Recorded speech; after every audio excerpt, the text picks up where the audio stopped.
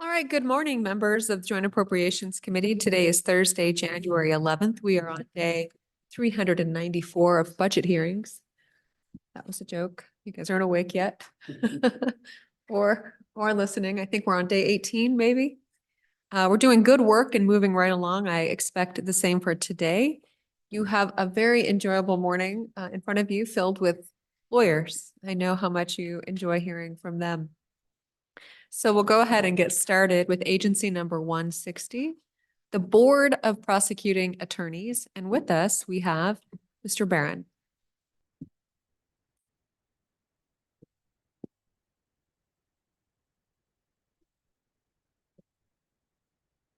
The green light should come on. Okay, thank you. Morning. My name is Joe Barron. I'm a county attorney in Sundance, Wyoming for Crook County.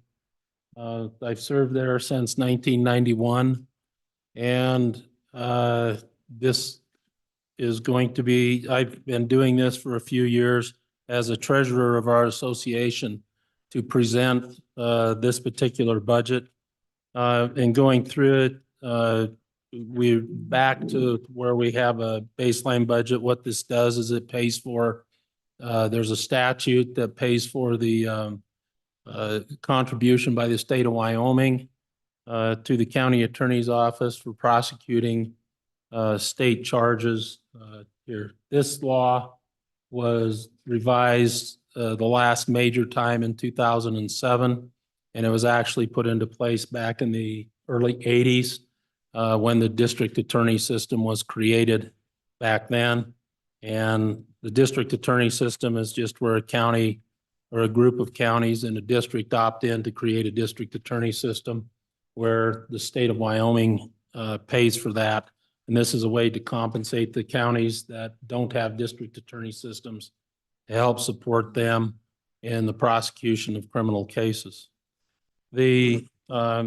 What it does is it pays for half up to $50,000 for an elected county attorney, and it pays for half up to $30,000 of any deputy county attorney within the office of a county attorney's office that's there. If, for example, if somebody's paid $80,000, it still only pays $30,000.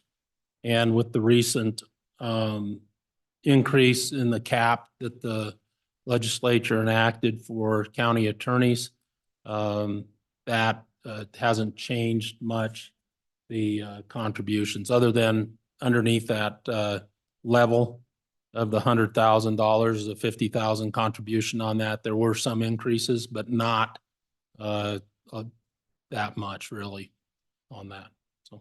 That's generally what we have there in this. I would just stand for any questions that the members of the committee have. Well, Mr. Barron, thank you. It's good to see you. We are certainly familiar with the folks from Crook County around these parts. I see we're also joined by Tucker Ruby, who I think is the chair or the president or something of the Board of Prosecuting Attorneys. Mr. Ruby, good to see you. I think you're visiting us from Buffalo today. That is correct. And thank you for letting me attend remotely. I have a whole day of hearings, so I had to stay here, but I appreciate Joe being there, and we're ready to answer any questions you may have. Well, good to hear from you, Mr. Ruby. Any questions from the committee? Representative Larson? Thank you, Madam Chairman. I noted in the handout that we received that you kind of went along, but the last thing is that it notes that budget 160 needs revised upwards to account for inflation, but there's nothing in your budget asking for such. No, not this particular term right now. We're not asking for an increase now. It's just down the road. Excuse me, Madam Chairman, Representative Larson, that there's that's some legislation. If it is to come to that, that'll have to be brought during, I believe we'd bring that during legislative session on that. Follow up, Madam Chairman. Follow up. Just that you note that you've been doing this for a while, and we appreciate that stability. It's nice to see you. And when we come here and you understand the committee and you always present well, and we appreciate your time in helping us understand what you guys do as well. Thank you. Representative Henderson? Thank you, Madam Chairman. Thank you for being here. Would ask if you would please to give us sort of your perspective of what the recruiting environment is these days with regard to county attorneys and recruiting deputies and replacements. Madam Chairman, Representative Henderson. Tough. There's, I've gone through this a bit myself in my office, and what has happened is I've had to hire part-time people, which that's not the best way to go with prosecutors, in my opinion. I think the best way to go is have full-time people paid for by the entity, and so you avoid any kind of conflicts. It helps avoid conflicts. It doesn't avoid all conflicts, but that's part of it. There are openings in, frankly, some of the counties that need it the most. I know Campbell County is short. I know there's your DAs will talk and speak to that. I know attorneys in Attorney General's office, I've heard they've had trouble being able to hire somebody. I know in talking to the law school about this and see is a number of students that are in the pipeline in, like, say, the prosecution assistance program. There's like, when I talked to them earlier this year, there were 3 people in that program. The side, I don't want to say side, but there's a lot more students in the public defender side of the programs that are there, although there are a number of students that don't go into the prosecution assistance program, but they do mentor and stuff down in the Albany County Attorney's Office. But and we hear about that same thing throughout, and it's not just I hear that from private attorneys in our end of the state, of just trying to find younger attorneys to come in and work. Co-Chairman Nicholas? Thank you. So, Joe, do you know, is the judiciary planning on evaluating what we pay, our contribution to the counties, and kind of measure it up commensurately to what the increases that the district attorneys received over the last 2 years? Mr. Barron? It seems to me that that's probably the course it ought to follow. Well, Madam Chairman, Representative Chairman Nicholas, there's, as I understand your question, you asked if the judiciary is involved in this and so. No, the Judiciary Committee. Oh, on is the Judiciary Committee involved in that? In which part of it? Excuse me. In evaluating over the interim and preparing a bill to increase the contributions to counties so that it's commensurate with what we do for districts, at least in terms of increased pay, because they got roughly 20% pay raises across in the District 1 and District 7. There is no bill currently being proposed by our committee or our group with the Joint Appropriation Committee currently. And that's something that's been discussed, but it's not with them, but it's something that is being proposed, and we're looking, it's just to raise that and let people know that we are going to be looking at that in the future. Okay. Mr. Co-Chairman, it was evaluated a couple of years ago, and the course was to continue. Without that, of course, the counties were not encouraged by the conversation. Senator Anderson? Madam Chairman, I see you're saying that some of these defendants don't have the public defenders anymore, and it's taking more time for the DA and the CA. Is there something we could do about that? Is there, or could we change that law back or do something to help there? Mr. Barron? Madam Chairman, Senator Anderson. Other than the fact we just need more help to deal with it, it's just more FaceTime. It's just more handling of telephone calls with people and that sort of thing. What the legislature has done is they've made a lot of like traffic offenses and things like that as non-jailable offenses. Personally, I'm not speaking for the association here, but personally, I think that's a good thing. On some of those types of offenses, there are some other offenses that I see that I think would make it easier on the courts and easier on a lot of people if they were not jailable offenses. However, that does have an impact, although it helps the public defender's office because they don't have to represent that group of people. It does create an additional inquiries. We get inquiries from people calling, what do we do? What do we do? They call the court and the court says, we can't talk to you about it. So they send them to us. And so that's what happens in my county. And I've noted that around that others have to deal with that as well.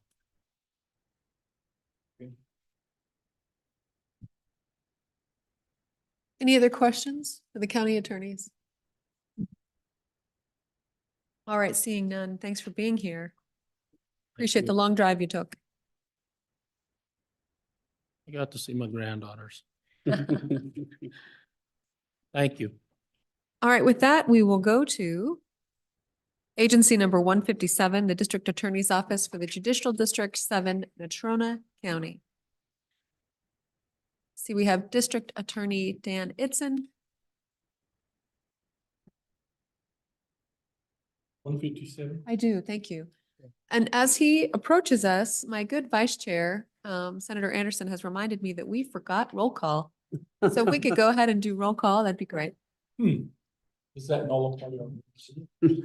We don't. Good morning, members of the committee. Representative Henderson. Here. Representative Larson. Representative Sherwood.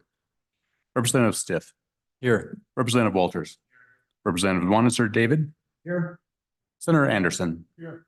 Senator Guru. Excused? Senator Kinski. Excused? Senator Salazar. He's here. Co-chairman Nicholas. Here. Madam Chairman. Here. Members of the committee, as you recall, Senators Kinski and Guru are attending the Select Water Committee. And so they are downstairs, but will be joining us as soon as they're finished with their jobs in that other committee here this morning.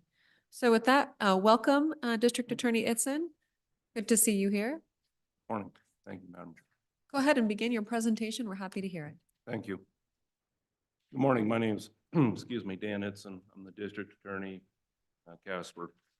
With me is my office manager, Michelle Hall. A little closer to the mic. Sorry. We have a court reporter essentially, and she's right over there. You want to glance back at her occasionally and she'll tell you if you're talking too fast or not loud enough. Perfect. Thank you. I've been with the district attorney's office now for 24 years. It's my second term as the elected district attorney. I followed Mike Blonigan for a number of years. I kind of ran some numbers of what our office handles overall, so the committee had an idea. And the numbers that I looked at are on the Wyoming Supreme Court website. We handle 365 felonies a year, 2,311 misdemeanor cases, 2,668 traffic cases. And I understand traffic's a little different, but nonetheless, we still have to have a body there to handle those things and deal with them. We also handle 163 juvenile cases in a year. Rough numbers, that's about 5,500 criminal actions that we handle through our county. To kind of answer some of the questions that Mr. Barron got, I think, when we talk about how hard is it to find attorneys, my answer is similar to Mr. Barron's, except I would use the word extremely hard. In the I don't know what I am now, my 5th year as the elected, 6th year, somewhere in that neighborhood. I have perpetually had at least one opening. I have one opening with at times 0 candidates. To fill right now, I currently have 2 openings. And I can't get qualified candidates to show up. I think that is true with all the county attorneys across the state. Probably a third of them, I would say, have vacancies and perpetual vacancies. From roughly July of last year through September-ish, our office lost 4 attorneys. I know 4 seems like a small number, but when you're talking 10 attorneys, that's a 40%, turnaround. And we lost one attorney, went and took a job as a circuit court judge. Another attorney went to the United States Attorney's Office. One went to the county attorney's office, and we had one retire. With those, you lose a lot of experience, and it's hard to replace that experience. And where we're paying, we just couldn't get experience, or we're losing experience and replacing it at best with brand new attorneys. What is the compensation for a beginning brand new law grad in your office? Somewhere in the neighborhood of $65,000 to $70,000. And how about an attorney with 5 to 10 years experience? You're in the neighborhood, probably on the 5-year range. I want to say mid-80s, 10-year. You're probably a little bit higher, mid-90s, somewhere in that neighborhood. I can tell you I have, including myself, 10 attorney slots. I have 2 vacancies. I have one, my chief deputy, an experienced attorney with 13 years experience, 14 years experience. After that, our experience outside us 2 dramatically drop off. I think my next most experienced attorney is about 5 years. Maybe a little bit higher than that, but not much. And frankly, I think at least in prosecution, what we need and what we want is to have a professional office with experience. Natrona County, in the last year or so, we've had 5 homicides. Now, I know in Laramie County, they've kind of had a record number, like 12, I believe, somewhere in that neighborhood. But you got to have competent people able to go try those cases. And we're losing our competent people on the top end. I think in part because of our caseload. It's a high caseload. I think it takes a special person to continually handle certain cases. Have you evaluated the difference of compensation between an entry-level attorney in private practice versus, say, one with 5 years of experience? And I know there's public service is public service, and that is a different compensation picture, and it should be. But still, just as some type of a comparison, because it seems to me that that's where the primary disparity lies. Yes. I was trying to recruit an attorney, and frankly, that's what we have come to in my office is cold calling. I'll maybe identify a person in a firm and just call them up and say, hey, you want a job? Let's go have lunch type thing. And the attorney that I recently was attempting to recruit is probably in that 5-year range, maybe a year or 2 more. And he wanted 6 figures. And he said, that's a substantial pay cut from where I'm at in private practice. And he was not a partner, he was an associate. I attempt to, hate to use the term sell the job, but talk about the benefits of public service. And a lot of times, that can draw people. Sometimes it's about the ability to bring home a paycheck and provide for their family. And I understand that. But at some point, I think we, at least in the prosecutor's office, will run into a crisis with that.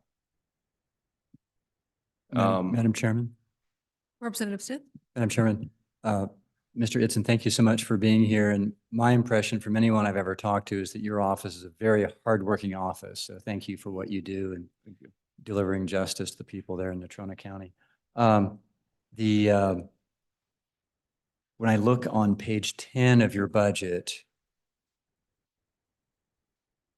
comparing the base budget column 2 for the 100 series for payroll costs to the standard budget, it looks like that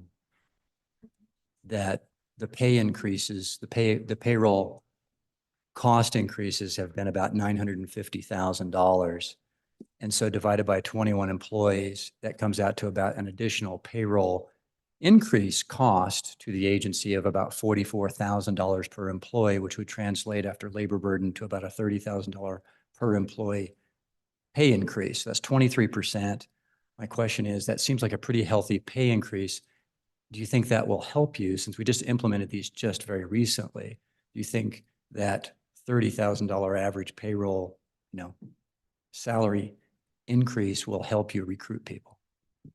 Mr. Itzen? Madam Chair, Representing Stith, I do think it's my hope that it will help us, sir. I don't know about, immediately. I can tell you when we started implementing those, I had an entry-level attorney that went from, I believe, 72,000, and he's now at about 84, I believe, or will be shortly. I think. Mr. Itzen, I apologize. I have to cut those numbers in half. That would be an average of 15 because it was biennial. So I Yes. apologize for that. So instead of 30, it's 15 per year. So the 12,000 increase that you listed would be in the range. I apologize for the confusion. Thank you for catching that, sir. I do think that helps. I'm not sure how much it helps on the higher end or with the more experienced attorneys. It does help with the younger attorneys, absolutely. And I think that's kind of the priority one that we talked about in our budget, is the idea of trying to help facilitate that. The other real issue that we have is we may have an attorney that's been with us 5 years, for example, and is ready to move into an attorney 2 position or attorney 3 position. And we just simply don't have the funding to move that attorney into the next classification, excuse me. The other thing, and I know the other district attorney, the public defenders, and the attorney general, and myself talked about the idea. Sometimes you have attorneys that handle very complex and serious cases because they're very competent and gifted at what they do, but may not necessarily have the years of experience. And there, to our way of thinking, there has to be a way somewhat to compensate that. It's simply saying you have 5 years of experience necessarily doesn't equate as to you're competent enough to handle a murder case, for example. Madam Co-Chair. Mr. Co-Chairman?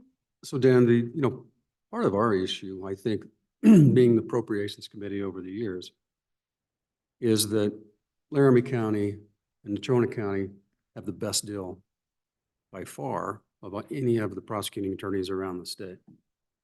I mean, commensurately, on the criminal side, we pay you considerably more than anybody else. And so part of our philosophy has been over the years, if you need more money and more attorneys, you need to turn to the county to get it. I mean, this state lives and dies on conservative values and law enforcement. And yet you would think, because of that, you would think that the counties would stand up to the fight and say, okay, if we need more attorneys and we're already being subsidized more than anybody else, well, we'll help you. And here's what we'll do. I mean, because if we have extra money, theoretically, if you were in our shoes, you'd say, well, we probably ought to give it to the other counties because they're the ones that get less benefit from us through the current statutory process. So I'm just curious about your feedback on that type of a scenario, from outside looking in. Sure. Mr. Itzen? Thank you, Madam Chairman, Mr. Co-Chairman. I I'm not sure there's that big a disparity anymore. I think if you look at, for example, Sweetwater County plays extremely well for prosecutors. In fact, What is that pay, Mr. Edson? the elected is at 145,000. I think that is, I don't know. And it's just a guess off the top of my head, but I want to say maybe 20% of the counties are in there, somewhere in that neighborhood. And by the way, that was based upon legislation that we passed that allowed you to pay over the Yes, under sir. cap. I'm sorry. Yes, it was.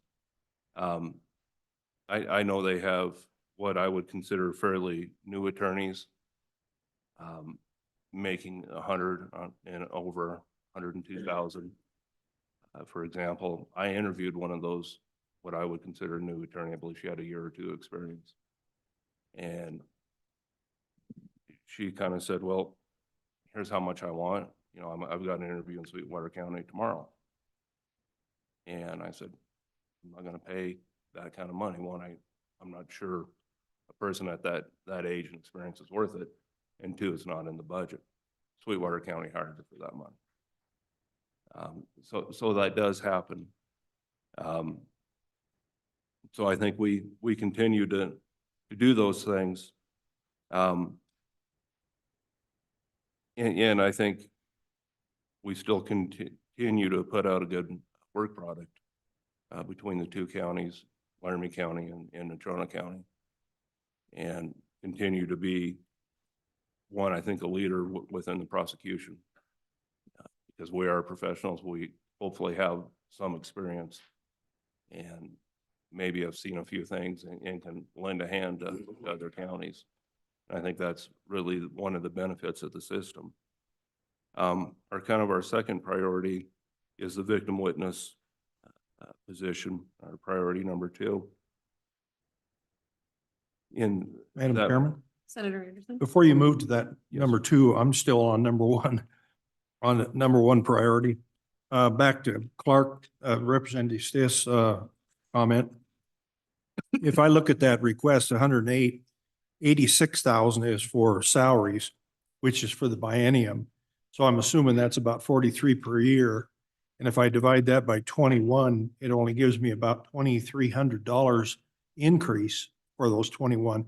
That's assuming that the distribution is equal for all employees, which I think probably it isn't. But if it is, then it isn't enough money. Mr. Edson? Madam Chair, maybe I can assist. Director Hubbard?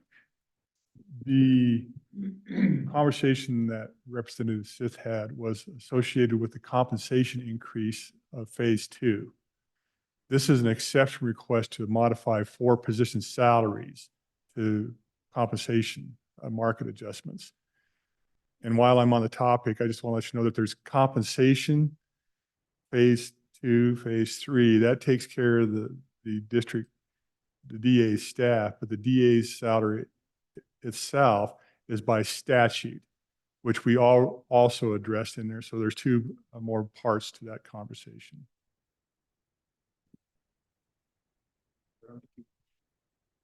Anything you'd like to add, Mr. Edson? Madam Chairman, I agree. Representative Henderson? Did I hear you? Thank you, Madam Chairman. Are there things in our statute that are getting in the way of getting more help from the county? Mr. Edson? Madam Chair, thank you. Representative Henderson, I'm not quite sure I understand your question. I can't think of one off the top of my head of something that's in the way. I think it's, Madam Chairman, may I put a little color on it? Sure. Thank you, Madam Chairman. So I'm looking at your budget and most budgets are very similar. There's a lot goes to administrative or non-attorney skill related stuff that, to me, my view is I want the best talent on what they're trained to do. And I want to find sources of manpower to take care of the rest of it. And then if there's a need to spike up during particular times, well, then there has to be a process for that. I think that's one way that the county could help. Anything related to administrative or support stuff. So in that context, do you see anything in the statutes? Now, I mean, we could prescribe a policy that the counties will provide X like we do now and versus, you know, Trona and Laramie and compared with the rest of the state. Yes, sir. Madam Chair, Representative Henderson. We do in the 900 series of the statutes have a statute that says essentially at the discretion of the district attorney, he can have the county attorney handle certain criminal cases. There's no recourse when the county attorney says no. And I know that may have happened here in Laramie County in the last administration. And to be fair to the county attorneys, they also have things to do as well. And our county attorney, for example, is one county attorney, and I believe 2 deputies. So their resources are somewhat limited too. But I can tell you, sir, when we were looking at budget cuts during the COVID era things, that was a distinct possibility of how we could continue to function at the same level that we were. We would have to essentially draft them for their help. And Madam Chairman, Representative Stith? Madam Chairman, Mr. Itzen, so before I was kind of beating up on you about having so much money, but you received about a 23% payroll increase. The district attorney's office for Laramie County got more, 27%. And so I wanted to ask you how you feel about that, or why do you think that is, if you know? Madam Chair. I'm from Laramie County, Mr. Itzen. Representative Stith. I guess my feeling is good for them. You know, they are busy. And I don't begrudge them at all for that. And I know they'll be asking for some additional positions, and I hope, frankly, that they get those, because at some point I think that leads some credence for me to come back and say, well, hey, what about me type thing. But between our 2 offices, yeah, we're extremely busy, and I'm happy for Laramie County. Madam Chair, Director Hibbard? the Laramie County DA has in the standard budget, I'll just speak the standard, 23 positions, and the Trona County DA's got 20. That influences those statistics. Representative Stith? Madam Chairman, I wasn't talking about the absolute number so much as the percentage increase. The percentage increase in the Series 100 is about 27.5% for Agency 151, DA Laramie County, and it's 23% for Agency 157, District Attorney Natrona County. All in how you move the numbers, right, I Mr. Itzen? believe so, yes. When we talk about victim witness and what we do there, victims all clearly play a role in the criminal justice system, and it's a vital role. It's a very sad club at times. No one wants to be a victim of it. But they do have certain rights. We have to keep them informed of what's going on in the case, any negotiations, getting them ready for trial and trial preparation. You can imagine with the volume of cases that we handle, that's more than a full-time job. We have 2 full-time victim witness coordinators, one for the misdemeanor side of the house, one for the felony side. And then we also have a grant position through the Attorney General's office. The issue, and we've had that grant position for a number of years, the issue is it continually has a shortfall in that position. And that grant position handles all our domestic violence, adult sexual assault cases. And inevitably, we're always kind of running out of money in that regard. I suppose the one thing of not being fully staffed with attorneys, or the blessing, is you have a little bit of extra money, but hopefully we'll have a full staff of attorneys at some point. And when you look at the numbers of what the victim witness position does, our domestic violence strangulation cases, for example, doubled in 1 year. And that's astonishing. I believe when we ran the numbers, we were in the 50s this last go around, whereas the year prior, we were in the 20s. It seems the number of those cases, along with domestic violence cases in general, continue to go up. That is a position that I think is critical to meet our ethical obligations, our statutory obligations. And that is the issue, or the reason for priority number 2, is to make that, to get away from this grant position, and then to make this part of our budget.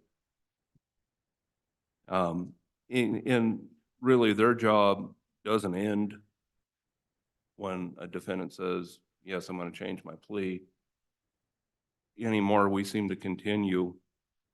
We have, expungement hearings now that victims need to be notified about years later. There's a lot post-conviction that we pick up and have to handle, and also attempt one to locate victims from several years ago that may have moved or changed, and try to get them in the loop. And also, equally as important, it seems victims of violent crime always continue to reach out to victim witness for whatever reason, and want to just kind of talk and say, hey, and our victim witness team does a tremendous job with that. And at times they'll reach out to victims of homicide cases from 4 or 5 years prior, just to see how they're doing, knowing the anniversary of their loved one's death is coming up. To me, that's professionalism. It takes a little bit of time, but I think that kind of shows where we're at with those type of things. The other exceptions. Representative Larson? Thank you. I have a couple of questions on your priority 2 on that witness advocate, currently funded with grant dollars. And you note in there that if you move this over to general funds, that there will be a slight salary increase. It looks like, can you just share with us how that looks compared, what type of increase would that represent? And then the second question is I assume that grant money, even though it's gone down over the years, you're still getting grant dollars for that. And can you share with us then what you're going to be using those for? Yes, sir. Yes, the grant dollars have gone, I'm sorry, Madam Chair, Representative Larson, apologize, have gone down. Our hope is to use those for a number of things. A number of our victims move or leave the state, don't have the money to come back for trial. We got to figure out how to kind of get them back, at least for trial. It's the simple things, to be perfectly honest. Buying water, a bottle of water, so your victim or your witness, while waiting, can have a bottle of water. Right now, in that position, we don't necessarily have that kind of money to go out and do those things. We make it work. Oftentimes, our victim witness coordinators buy it out of their own pocket. With respect, I think there's training things that we can look at with those victim witness dollars, the grant position or the grant dollars. And I think those things are tremendous. With the slight increase, I think, yes, there is, but I'm not sure, how much or to what degree it is. I don't think it's overly large in nature. Madam Chair, Mr. Hubbard? this is a net to zero. Please turn to page 22 on the compensation. You'll see the third line from the top that we're taking, I'll just do column 2. It starts out at 119,806 and 119,806. Sorry. look at column 7 or column 2, and you'll see that it's a net to zero. We're moving the exact amount of money in this request.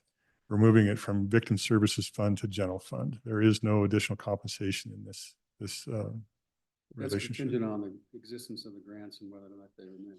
Yeah, so basically what's happening is that this is moving from what it once was Victim Services grant money to general funds. I appreciate. Okay, we're going to calm it down.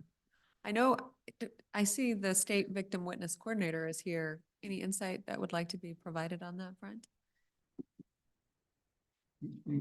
Madam Ms. Chairman. Chambers? Representative Larson? So I get all that. I'm just going off their narrative that indicates, Madam Chairman, that indicates that there'd be a salary increase. I'm not opposed to that. I'm just kind of wondering what that is and what it looks like. And my question then would be is who decides if there's an increase, and shouldn't they know what that increase would be? Mr. Itzen, is it accurate that there's an increase, or is that an error in your narrative as compared to the numbers in the budget book? Let's start there. Thank you. Madam Chairman, I believe that may be an error in the narrative. I do believe the numbers, as Director Hibbert outlined it, are appropriate. Thank you, Madam. Mr. Hibbert? Being sensitive to Representative Larson, in this movement, that's a net to zero. But when you combine all the other things that are going on with the compensation increases and that kind of stuff, that's taking place.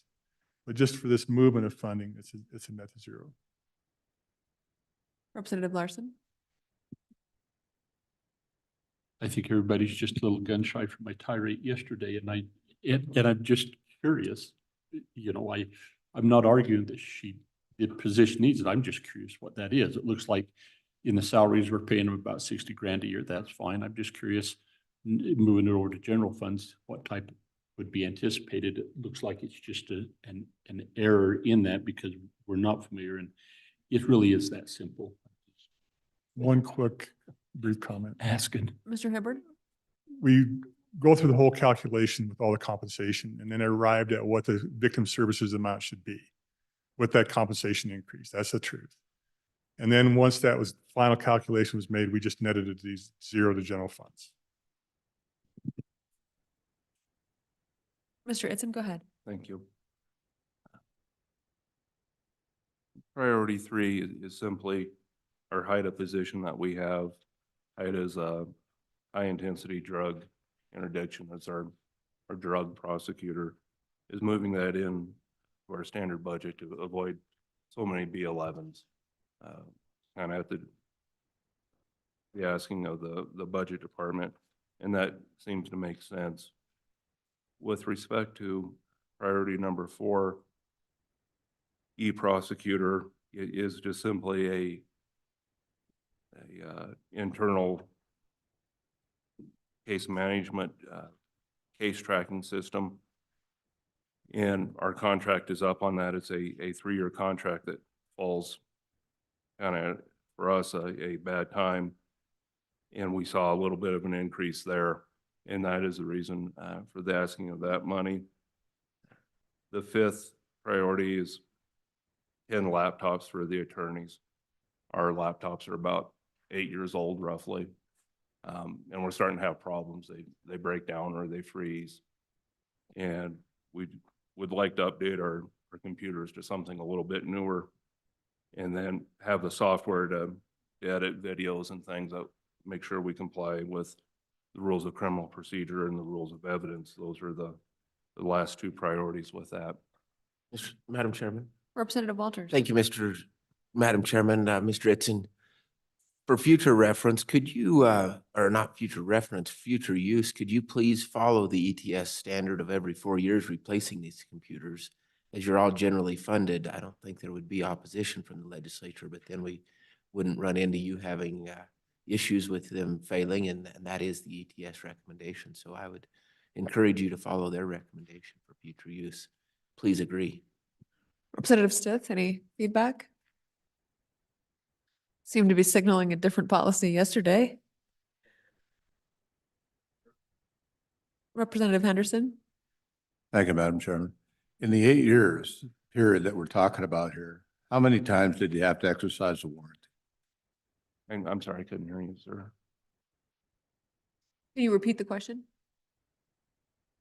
In the 8 years that we're talking about regarding the laptops, for example, how many times did you have to exercise a warranty? Mr. Eidson? Madam Chair, Representative, I can't give you an answer as to the number of times. What I can tell you is we go to court, we bring 2 laptops with us. It seems inevitably our CD drive will freeze or won't be able to play a video, so hopefully the second computer then works.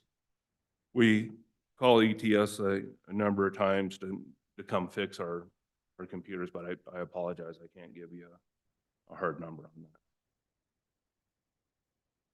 that.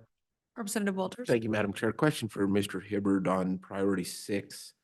In the governor's recommendation, very unique in that it approves the amount shown in the table above, but then it approves an additional $4,800 and change based on the ETS recommendation. Why was that not included in the budget table? Not against the expenditure, just trying to understand process. Madam Chair, this is a correction to the actual amount that was necessary that ETS discovered. So we're just bringing it up to that fix.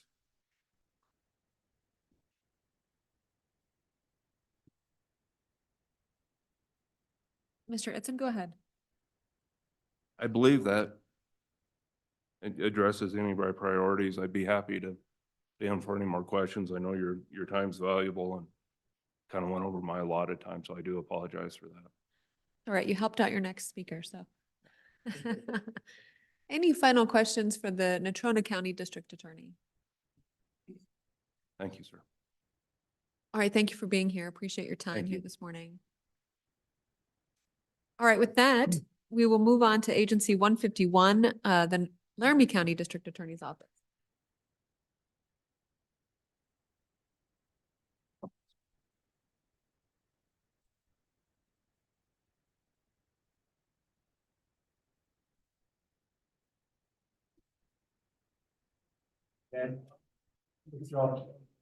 Thank you, sir.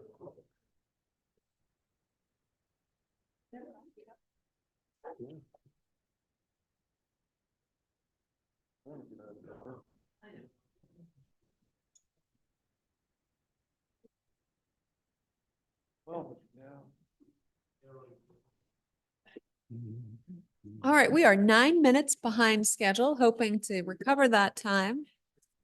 So District Attorney Hackle, if you could take a seat. Have to get him I know, out. Mr. Eidson.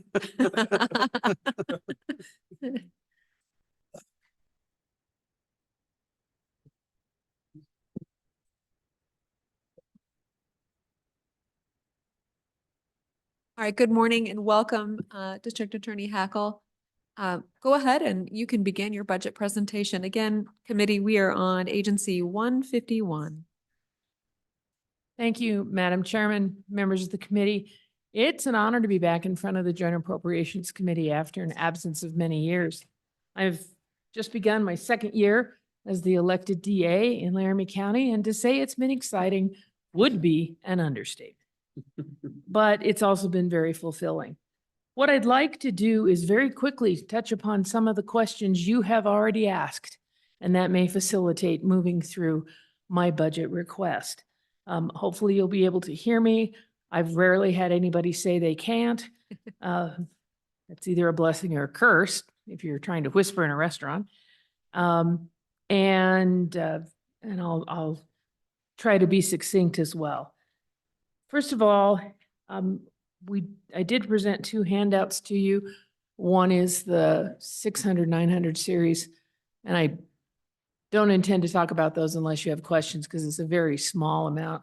But I would like to talk about the charts and graphs that I gave you that show our caseload. And I'm sorry, I forgot to number them, but on page about 5, there's a graph that looks like, I think visuals are best. It looks like this. Oh, good, ruin the equipment. That's even better. And it's a bar chart and it shows our totals of cases for the last 3 years. These totals come from the e-prosecutor case management system that Mr. Itzen spoke about, and we have found it very valuable. And so our caseload has increased about 11% since last year and about 10% since 2021. You can see that we have far more misdemeanors than we do felonies. And then at the bottom, you can see how they're broken out. Again, we have lots of felonies, lots of misdemeanors, and also a great number of juvenile cases. There was also on the previous page for you a chart of the death-related cases. I'm just going to generally call them homicide cases that we had in 2023. Believe it or not, between the time I submitted the chart and now, it's already out of date. We had on the very last working day of 2022, we charged another 2 individuals with another homicide. So we now have, I believe it's a total of 13 victims and 18 defendants, because many of the cases had multiple defendants. I've checked with others who work in this business, Mr. Itzen being one of them, and Diane Lozano, the state public defender, being another. And both of them say they have never heard of so many homicides in one county in 1 year. And Ms. Lozano said she usually sees about 10 homicides a year, and her office kind of sees them all because very few people can afford to retain counsel. So I don't know what it was in Laramie County in 2022, but literally 12 hours after I took office, I got a call about an attempted murder, and it went on from there. I'm really hoping 2024 is better. But what's important about those cases, though they be small in number, is that each one requires 2 attorneys. You're looking at the 2 attorneys on those cases, and I neglected to start with introducing my counterparts in crime up here. To my left is Bill Edelman. He is Deputy DA, and he truly is the heart and soul of the office, and he is the experienced attorney who carries the homicide cases. And then I sort of assist him because he knows what he's doing, having been both a prosecutor and a district court judge. To my right is Rory Horsley. She's our chief financial officer because we don't have one internally to the program. And she has helped me understand our numbers and made sure I'm giving you accurate numbers. So that gives you a sense of how busy we are. And by the way, as of today, I always have to count. You would think I'd have this number engraved in my heart. We have 7. Wait, I have to count the offices. Have you ever had to do that? Go down the hall? Isn't it 7? Yeah, 7 full-time attorneys, not counting me, so that makes 8. I have 2 vacancies. I share the concerns stated by Mr. Itzen and Mr. Barron. I walked into the office with 4 vacancies and was fortunate to fill 2 immediately. But since then, I have to be honest with you and tell you, I have not had a qualified candidate. I've had some whose references say, don't hire that person. You will regret it. So then you don't hire that person when you get that kind of recommendation, right? So I don't know what the answer is. I'm going to try some more creative advertising. I've talked to my counterpart at the U.S. Attorney's Office who says they're having trouble hiring.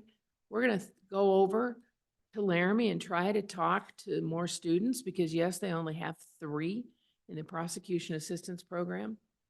So while compensation is critical, and I think that this legislature has been cognizant of that and has worked towards appropriate compensation, creating attorneys in the pipeline is equally critical. I don't have a problem filling a support staff position. I got 64 applicants for a part-time front desk receptionist. I get none for an attorney. So we have to build capacity in the system. And that's what I'm going to try to do, working with the County Attorneys Association and state HR and whatever resources we have. Madam Chairman, Representative Stitt? District Attorney Hackle, thank you. Sort of the same question I had before. It looks like through the pay compensation increases, just looking at the tables on your budget on page 3, comparing columns 2 and 3 in the Series 100, it does look like you've got a gross increase in your Series 100 for personnel of about a 27% increase. Doing all the arithmetic, it looks like that would come out to an average of about a $17,000 per year pay increase if all the 24 employees got the exact same raise, which they don't, of course. But the upshot, the question here is, does that pay compensation increase in your budget? Well, do you think that'll help you hire the attorneys that you're looking for? I hope so. A lot of the funding, frankly, was directed towards, positions that have warm bodies in them. So the vacant positions did get increases, but I don't have and they are lower level positions, at least in the attorneys. It's an attorney 1 and attorney 2 position, and they don't have the same salary range as the attorneys 3s, 4s, and 5s. But yes, I have some well-compensated attorneys. And the point of compensating them well is to retain them. I mean, recruiting is very, very important. I'm talking to one individual now who has completed a career as a government attorney, but had previous prosecution experience from another state. And he's ready to stop the government. Well, he's ready to stop being an agency lawyer. I guess that's the most polite way to put that. But he's not ready to stop being a lawyer. And so I have offered him a position in my agency at a salary that would not be enough were he not planning to begin taking his Social Security. But he's happy. He's still thinking about it. But, so there's always this juggling going on. And so I think retention is really important. And then personally, I think the benefits of public service, and I speak both of the tangible and the intangible benefits, are an excellent reason to come to work for the state. But sometimes it's hard to convince a 24-year-old brand new graduate that you really want this retirement system pension, because you'll be happy you have it when you hit 60. And they look at you like, I'm never going to be 60. District Attorney Hackle, what is the average amount of time that an assistant DA is in the office per week? I'd say 45 hours. And there are felony attorneys in particular, when they're preparing for trial, and they might have 5 trials set in a week. They won't all go, but they have to prepare just in case they do. They might have a 60 or 70 hour week. It's better now that we have the attorneys that we have than it was. It was really much more onerous before. On average, how routinely are those attorneys doing 60 to 70 hours per week? I would say, and I would look to Mr. Edelman, probably no more often than once every couple months. I don't think it's onerous. It was when I first came in the office with all the vacancies we had. And I know we're not supposed to have our phones, but I have an answer to Representative Nicholas. This is not a courtroom.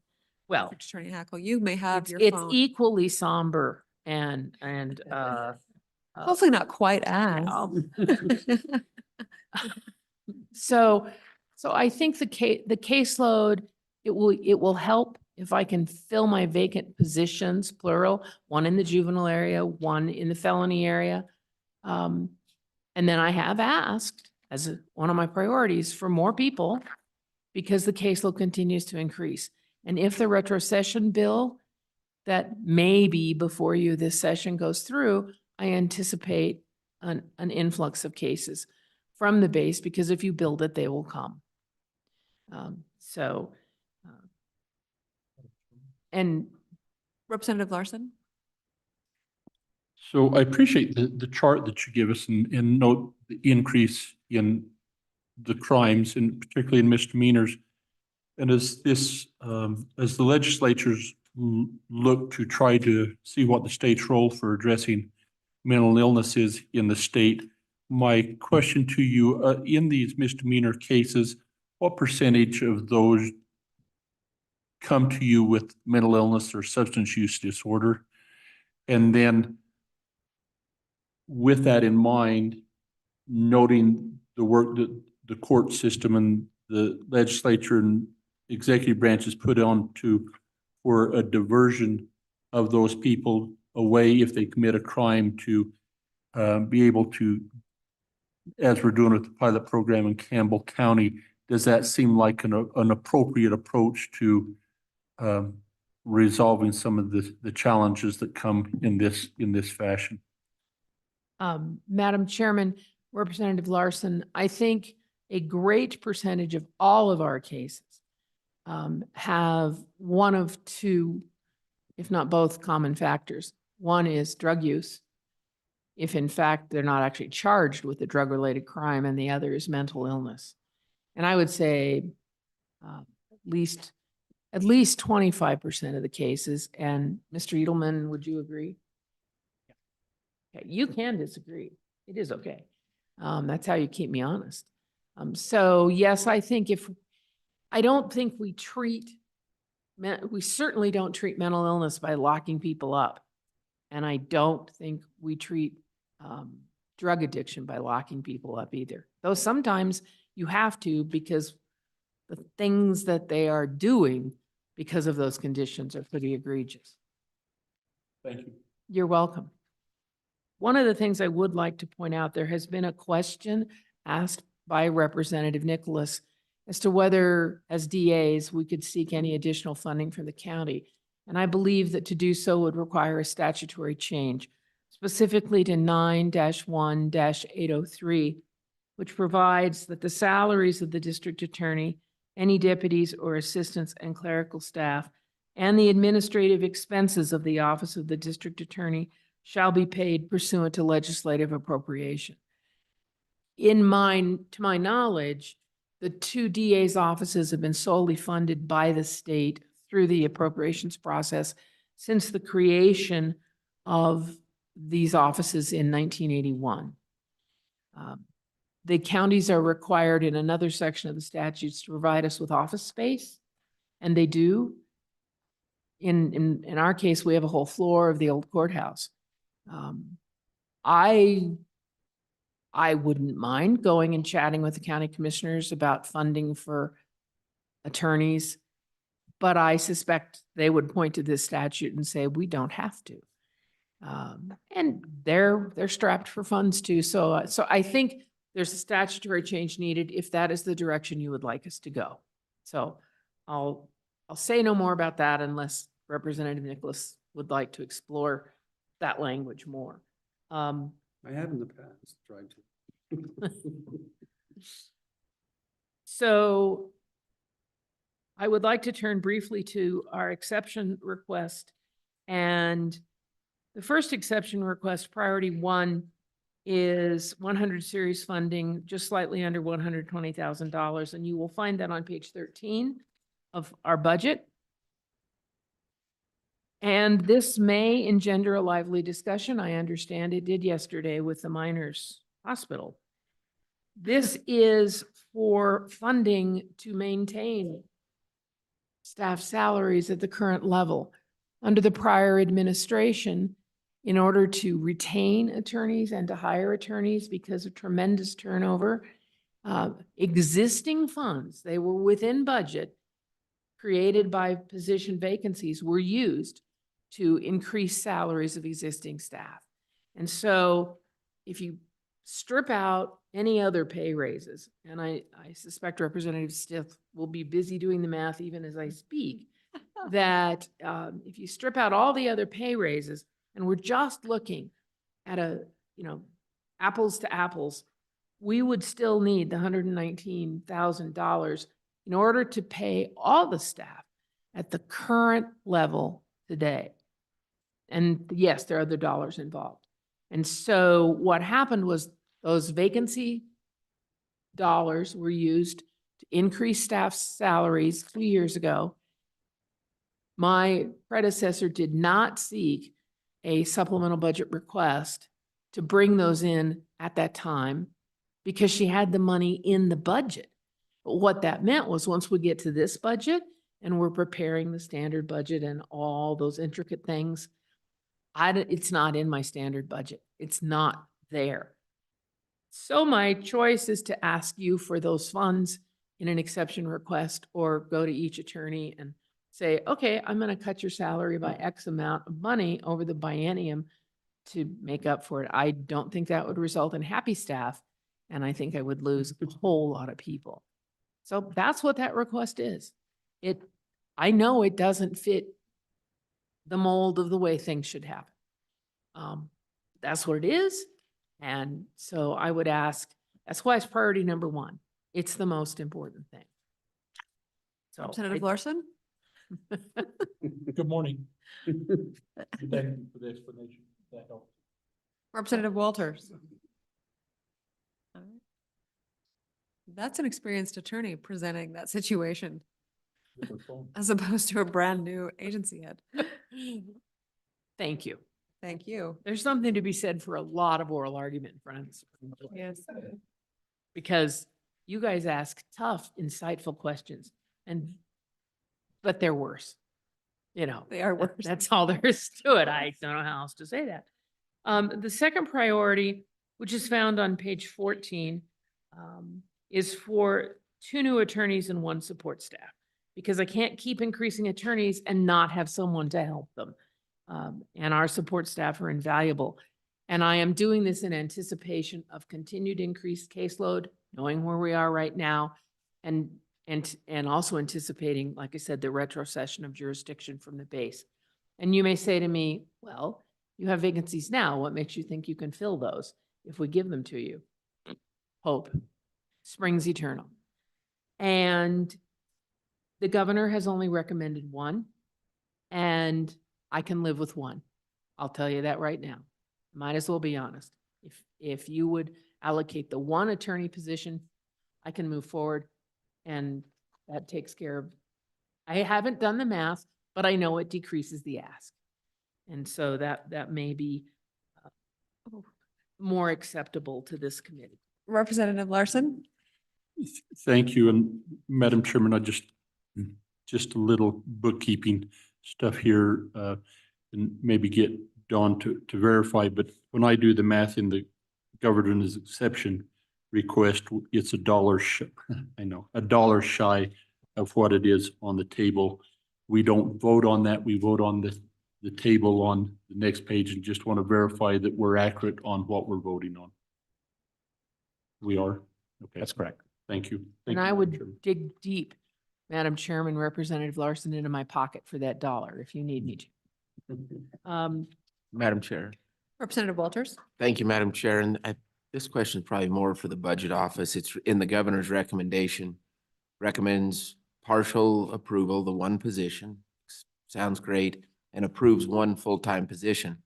Then in the second sentence says recommend partial denial of ongoing exception request for 500,000 and 2 FTE. So there's only 2 being requested. 1's approved and then denying the next 2. In denying those 2 again. I'm not finding a 3rd anywhere in this request to say that I that's do the reason. believe So the I'm, request is for 3 positions, Madam Chair. And the governor's approving 1 and denying 2. And Madam Chairman, Representative Walters, that's my understanding as well. It may not be elegantly phrased, but that is my understanding. got it. Thanks. My mistake. No mistake, Representative Walters, just clarification, which we almost do. She's good. Priority 3 is the smallest request. It's a telecom budget adjustment of $14,520. We've switched from the county phone system to the state phone system, which was required by the county when they did some upgrades in the building. And you may say, well, what were you paying the county and what is this going to amount to? Well, this increase will we'll be paying $605 a month for all of our telecom services. We were paying the county $127. So we simply have to make up the difference. And I tried to see if there was another way around that, and the answer was no. And so here we are. Priority 4 is an equity adjustment for the very talented gentleman sitting to my right. He'll be really embarrassed by this. But the fact is that Mr. Edelman is our most experienced attorney. He carries both a misdemeanor and a felony caseload, plus absolutely every single murder that we get, which seems to be, you know, a lot. And I've worked with HR and Ms. Horsley. This is an equity adjustment that keeps him, it's on page 16 of your budget book, that keeps him within the salary range for his position, which is an attorney manager too, which is the highest level of attorney manager we have in the state personnel system. And, but it will also increase his salary to the point where he'll be earning more than the attorneys he supervises. He earns less than the attorneys he supervises right now. And they are very experienced, talented trial lawyers. But I think as a matter of equity, and that's why it's called an equity adjustment, he ought to be compensated both for his own skills and experience, but also for the work that he does within the office. He is instrumental to my running that office, pure and simple. And so I would ask that this committee acknowledge that we do pay for expertise for state employees. And that's the purpose of this exception request. Priority 5. Representative Larson? And Madam Chairman, I apologize, I'm not quite sure, you know, in the other state agencies, we see a position code like an 090 and 010, and so do we have that in this world as well? And if so, are we changing what that position is from what it is to another position? Madam Chairman, Director Hibbert? on page 20, you'll see that managing attorney 2, and it's the position 001. That's the detail I think you're looking for, Representative Larson. Thank you. Perfect. I just wanted to make sure if it was that we made that change, noted that change. Thank you. Madam Chair. Representative Walters? Thank you, Madam Chair. Slightly different request as this one is looking forward, I would describe, versus a few pages previous. And so if this is denied, and this isn't about the individual, sounds like he does great work. It's process when I ask this question, and that is, so if this is denied, what will prevent you from making the adjustment as has been done in the office and indicated in a few pages previous? Madam Chairman, Representative Walters, lack of funding. And frankly, the personnel policies and rules and the way they all work together, it is very difficult, and I understand why. I mean, I've worked for state government off and on my entire career. It's very difficult to take a person who's in a position and say, he's earning this much and he's doing this work, and so we simply want to pay him more. The way the state personnel system works, the easiest way to get a pay raise is to jump, be reclassified to a higher position. There is no higher attorney manager position in the state. And this position, and I'm talking about the position, not the person, in the DA's office, there are positions in other agencies, State Treasurer's Office comes to mind, where you have managing attorneys, but they're more at the director level. So there's nowhere to go with this position in this agency except laterally along the pay line. So two things would prevent increasing this. One, lack of funding, unless I do what is not appropriate, which is go outside the budget and use vacancy monies, and then I'd be right back here in another year explaining that I did that and asking for another exception request. So I'd rather ask for it now, and if we don't get it, we don't implement it. That's the answer. Would you like to give a gold star now or when she's done? Madam Chair, I think the last sentence she just made is the gold star worthy for sure, that she recognizes she can't go outside of the budget bounds. I appreciate that. So thank you for your explanation. Madam Chairman, thank you, Representative Walters. I have some very capable people in budget and HR who make sure I don't go rogue. Though I sometimes threaten it, but they're very careful about letting me do things wisely. The last priority is found on page 17 of the budget book. We currently have an at-will employee contractor position for a front desk receptionist. It's proven to be invaluable. The amount of stuff that comes in the office every day is incredible. And so we have the money to pay for this part-time at-will employee contractor. We'd like to convert it to a full-time employee because it needs to be. That position's going to stay. The purpose of the AWAC positions, as the legislation was passed by the legislature many years ago in the late 90s, maybe mid 90s, was for those temporary things you got to fill. Well, this one's going to be ongoing. And so you see the math in the chart in paragraph B that sets out the salary and the benefits, and then they take back out the salary we're paying now. So the request is for what's additional to convert this from this contractor to an actual full-time position. So those are the requests for the district attorney's office. I will tell you that our standard budget is where we are today. And I think we're handling the legal needs of the citizens of Laramie County very well with some very talented staff. The exception budget will help us move forward to tomorrow where we need to be. I thank you for your time, attention, and very insightful questions. And you're every bit as inquisitive as the Supreme Court on any day. Thank you.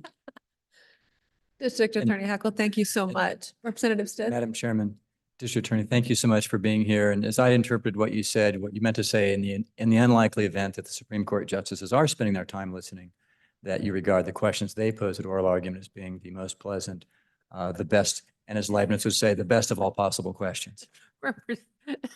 Chairman Nethercott, Representative Stiff, couldn't have put it better myself.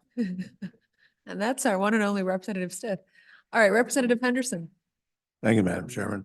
I wondered if you could please, and thank you for being here. Thank you for what you do. I wondered if you could please give us your update, given the time that you've had in your office, about the e-file system and how that's going from your perspective. Madam Chairman, Representative Henderson, the e-prosecutor system is working very well. Like any software, it has all these updates and things that sometimes frustrate us, but the charts and the graphs that you saw in my handout were all created by one of my very talented attorneys who's kind of a data geek. And he was able to pull all that information from ePros and then create the charts. I thought it was phenomenal. And so I would say it's working really well. We all use it to, and any day if somebody calls in and says, when is this case going to go to sentencing? You type in a few things, you get to that case, you look at, you find the court order, there it is, and then you give the answer. So it is invaluable to the office. Thank you for funding it a couple of years ago. Thank you. Representative Henderson, were you referring to electronic filing in our courts? That was my main one, but my next one, if I might just go ahead and disclose it, is I'm thinking about ways that we can use the experience, albeit short, relative to e-file and the electronic stuff that we're using, relative to helping other entities across the state, like the county attorneys in their demands and in their daily workloads. Senator, I'll find the right title, Chairman That's good. Nethercott. Representative Henderson, I have to be honest and say that I don't work much with the e-filing system. And perhaps as is often the case, what I mostly hear are complaints. I don't know, but then of course I don't hear people saying great thing, best thing since sliced bread. So I really can't say. I do think that eventually, I spent some time working in the federal system where they have a very well-developed electronic filing system. I think it's an excellent benefit, cuts down on your paper tremendously, provides all the documents right at your fingertips. And I think familiarity with that, plus, a more mature e-filing system, plus using some case management system are invaluable to the management of an effective prosecutor's office. All right, any final questions? All right, seeing none. Thank you so much for your time this morning and for all you do for Laramie County. Thank you very much. Thank you. All right, with that committee, we will take a short break right now before we go to Game and Fish. I know who's waiting patiently, but I think the committee will be more attentive to your budget presentation with the short break. So we will come back at 9:30.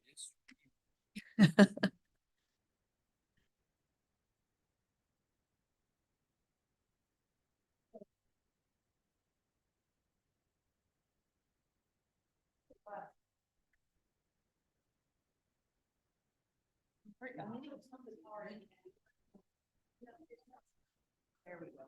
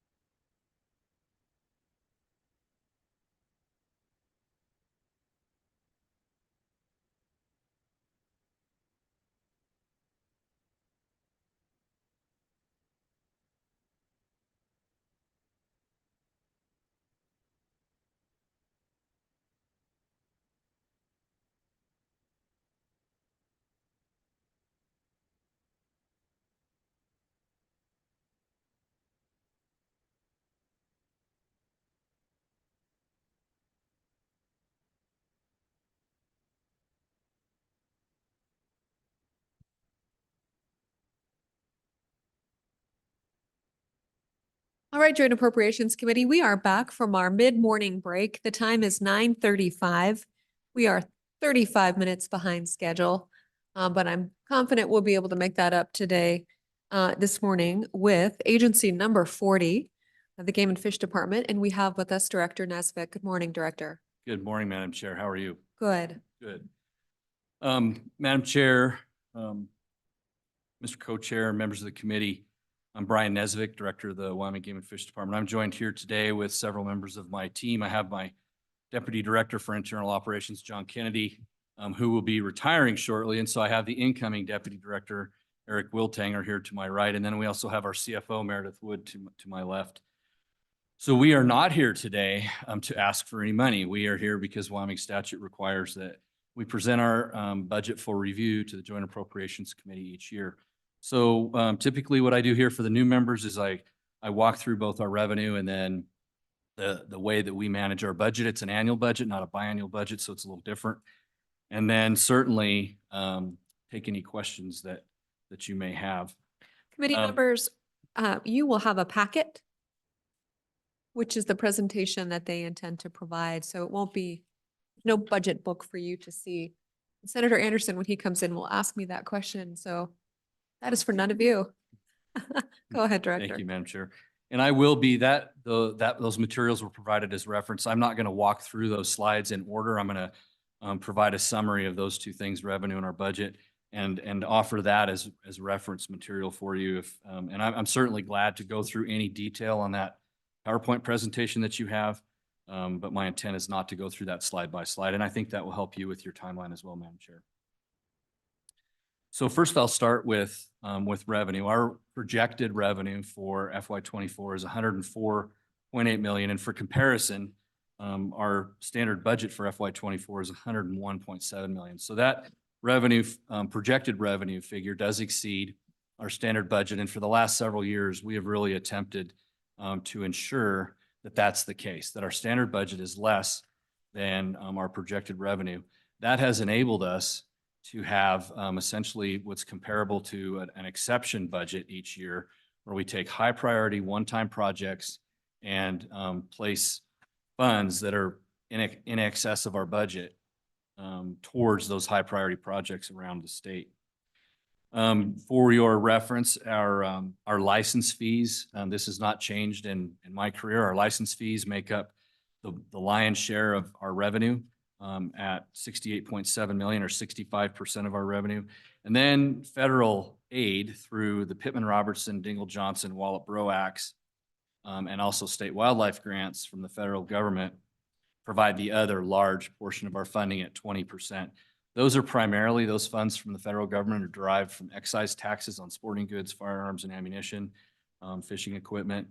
And so really at the end of the day, in alignment with the North American Model of Wildlife Conservation, 85% of our funding comes from those folks that are using the resource, the wildlife resource, hunters and anglers, sportsmen around the country, and also recreational shooters. We do receive some other miscellaneous grants. We receive a little bit of interest on funds that we have in our account. The legislature here a couple of 3 years ago increased the cost of the conservation stamp that is required for any licensed hunter or angler. And that increase, the delta there, the change there, was earmarked in statute to go specifically to access, and also a small portion of that to go to wildlife crossings or wildlife movement type projects. That's another 1.2% of our budget. And then we have a small, less than 1% as boat registrations. And then there's some other miscellaneous donations and smaller grants that come from different sources that make up the rest of the balance of our revenue. As far as our budget, again, I mentioned it, the approved FY24 budget's at $101.7 million. We manage this account, our overall account, really in four pieces. I've told many of you have heard this story before, but I grew up in the agency as a game warden, and game wardens are not masters of managing budgets. And so we have to make it simple for me. And so the way that we do that is we really look at it like you would your own budget at home. We have our checking account, our savings account, and then those funds that have been allocated but not spent. and then also a reserve fund. So I'm going to talk through each one of those and highlight, starting with our standard budget, what the major increases were for FY '24. So first of all, as you've probably heard from every agency, that increases in personnel costs due to the what we're grateful for, salary increases for state employees over the last couple of years has certainly had an impact on our budget. Overall inflation on everything. I mean, it costs more money to go out and fly surveys. It costs more money to put gas in trucks. It costs more money to buy computers. Everything we do has been affected by the inflation that our state and our entire country's seen over this last couple of years. We've increased, taken some opportunities that came about that may not have been predicted to increase our funding towards boating access. As this committee and many legislators know and have been very interested in for the last 13 years or so, we have had a full court press in our state on protecting the state from aquatic invasive species.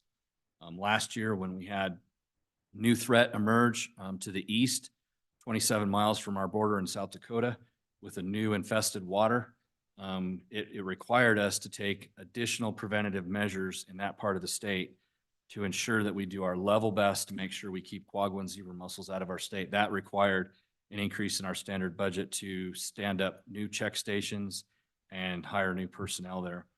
We've put some additional funds this last year into our facilities at both our Sheridan and our Downer bird farms. As this committee knows, the legislature provided an opportunity for the commission to commit $2.5 million to the state shooting complex. That was an increase to our standard budget that the commission did approve and move forward with.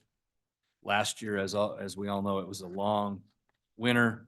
It was a difficult year for big game, particularly in the western part of the state.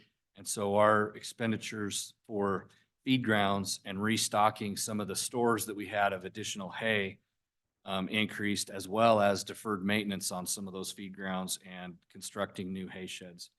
And lastly, as far as increases that were significant, access, yes, our program to provide hunters and sportsmen, anglers across the state access on private lands. We had a lot of new opportunities come last year, and the commission decided to invest those in access projects, which is very popular with our constituents and yours.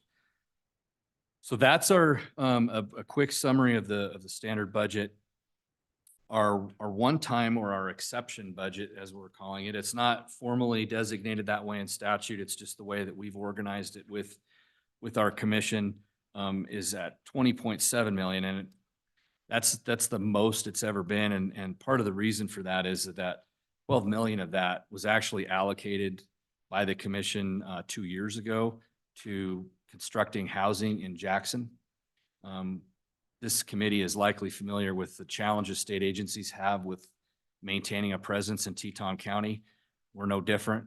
Our commission several years ago went through a public process to evaluate what options we had, whether we should stay in Teton County and have an office there and employees that live there, whether we should move the office and the headquarters for that part of for that region to another town. At the end of the day, the public spoke loudly. The commission listened and decided that we needed to maintain presence in Teton County, including a regional office and employees that are based there. For that reason, we had troubles recruiting. It was hard to get folks to go there when they couldn't afford to buy at that time, an average of a 2.1 million single family home. The commission decided to invest in building our own houses on our commission-owned land south of Jackson. And so that $12 million seems like a lot of money for 6 houses and a fourplex. But the commission allocated that money a couple of years ago. It just came in and was actually listed in the budget this year. It was really not a new expense this year. Some other important one-time projects were allocations to invasive annual grasses.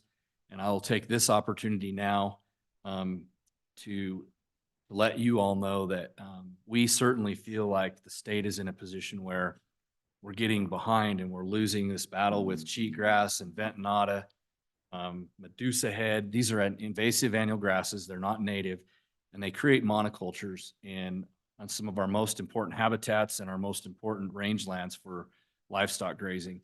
I've, I've lived here my whole life and I've seen the landscape in Wyoming change. And it's very concerning to me. I look at it as the cancer of Wyoming when you look at it from a terrestrial rangeland landscape perspective.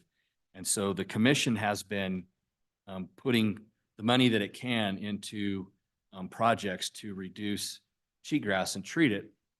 But it's such a large scale problem that it's much bigger than what the department can handle. You will see when it's presented, my understanding is later today from the governor's office, a governor letter that's a specific request for funding towards cheatgrass on private lands. That money is not a request to be allocated to the department. It's a request allocated to the Wyoming Wildlife Natural Resource Trust. I feel strongly they're the best entity to manage that and to help, the Department of Ag and the Game and Fish Department can work with the trust and Director Bud figure out how to allocate that if it's approved. But certainly know that from my perspective as the director of the Wyoming Game and Fish, I feel like the state is well poised to invest in dealing with this problem. It's significant. Additional one-time funding I'll draw some attention to is we did find some other easement projects where we work with landowners to secure long-term, sometimes 20 or 30-year easements for sportsman access. We spent one-time money on that. We, our fish hatcheries do a phenomenal job of raising a lot of fish, millions of fish every year. But the one thing with that kind of infrastructure, handling that kind of water and making sure that we keep it clean and free of disease, it costs a heck of a lot of money to keep that infrastructure up. And so on an annual basis for the last several years, we've been addressing some challenges with some of those hatcheries and some maintenance that's needed to be done and some new infrastructure, specifically with plumbing and water treatment that's been required. And that we've made some significant investments there over the last couple of years and also in FY24. We also, the commission, in the name of protecting our state from quagga zebra mussels, has decided to invest in expanding our Spees hatchery in Representative Walters' district to, I think it's in your district, to expand that hatchery to include the ability to produce warm and cool water species. So right now, we're focused in all of our hatcheries and rearing stations primarily on cold water species, so mainly trout, kokanee salmon.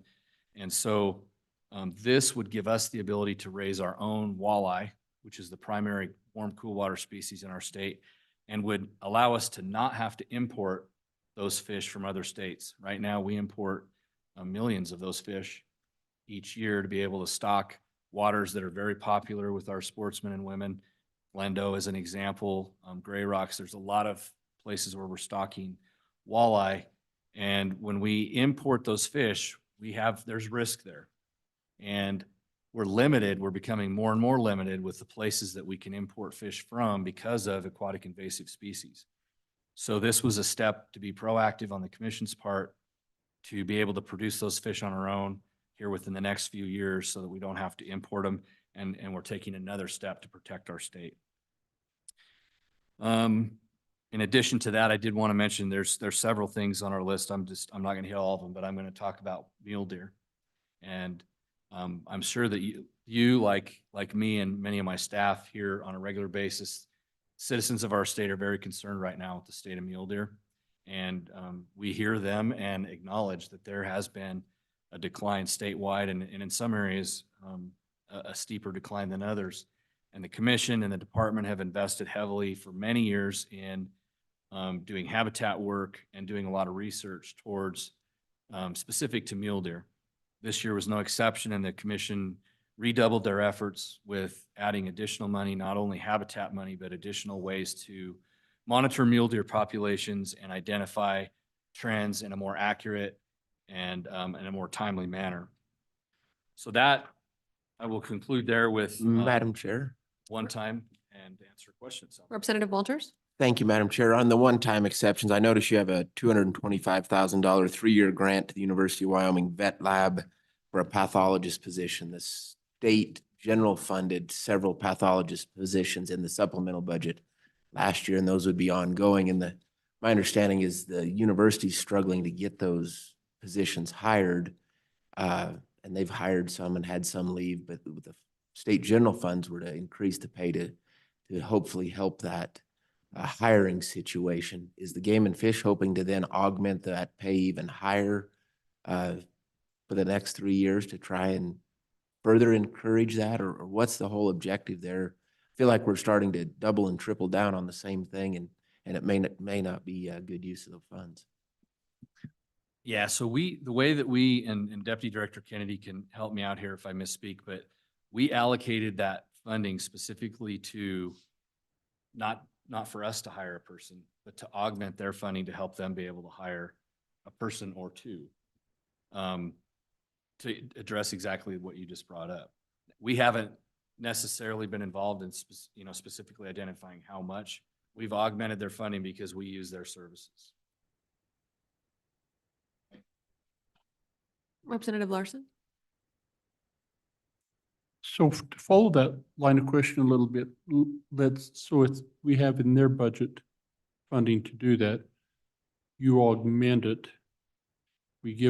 We enhance that ability to pay or attract somebody at a higher rate. You guys pull back on that. I guess that burden would just fall back to the university. Are you committed? So I guess my question is, would you be committed to that long term?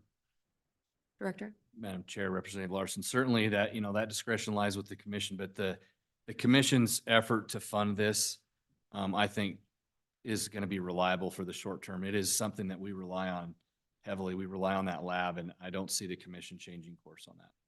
I don't see the department changing our recommendations either. Representative Henderson? Thank you, Madam Chairman. I'm just curious if you could tell me how much revenue is generated from a $1 increase in fees for licenses? And I have a quick follow-up. Mr. Kennedy, if you know? Do you know? Director? Madam Chair, that's a great question. I'm trying to think how many licenses we sell each year. $1 increase is going to be in the less than $500,000 range.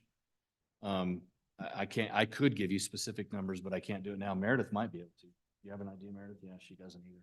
But what's in my head is that we sell somewhere in the neighborhood of 400,000 licenses a year, and that's a guess. So that $400,000 somewhere in there. So if I may follow up? Follow Thank up. you. So given that, and I appreciate any information. My thought was, could we look at a way to enable the commission to have a source of funding through our revenue streams so that we can target things like you were mentioning on the cheatgrass and the habitat? Can we specify so much of the license that goes towards habitat? Madam Chair, Director? Representative Henderson, absolutely. I mean, there's no constitutional issues. The legislature could do that and has. They didn't do it for cheatgrass, but they raised the cost of the conservation stamp. Again, I think it was 3 years ago, and earmarked that change in the price specifically to go to access and highway crossings and wildlife movement.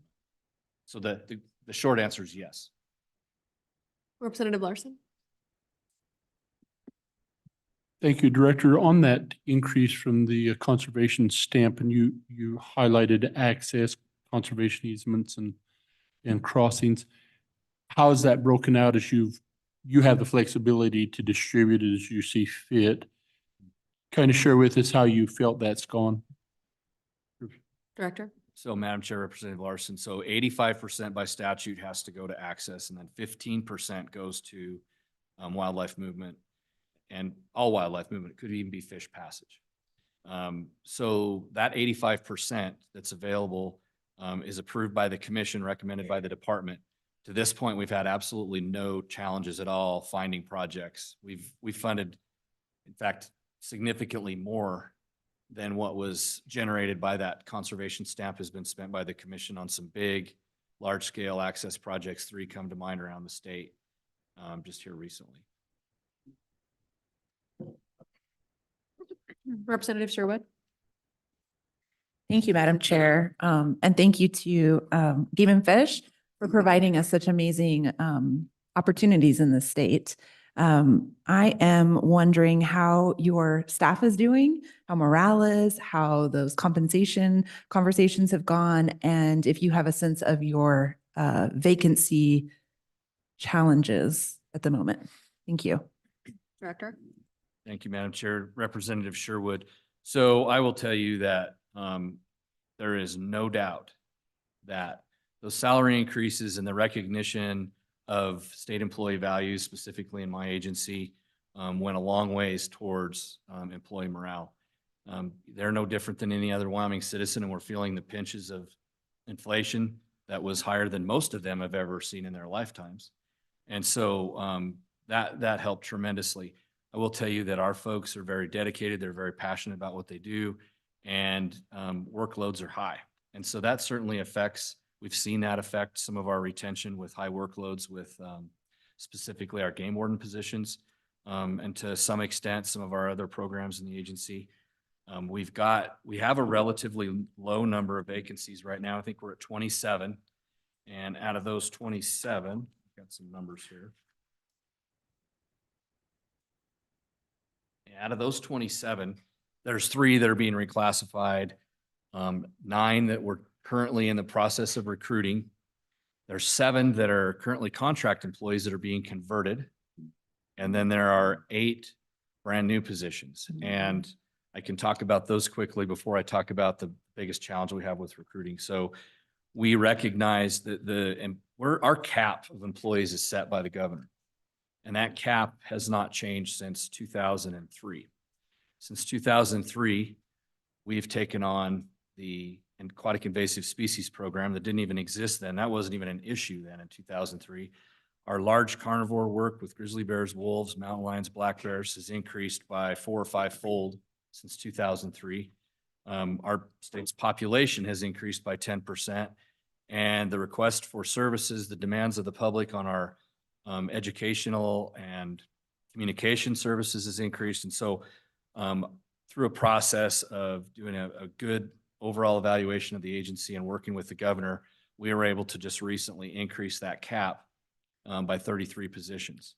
Those are staggered or phased over 3 years, starting with 15 this year. And so part of those new positions that I just talked about, 8, come from that increase that we just received in our cap.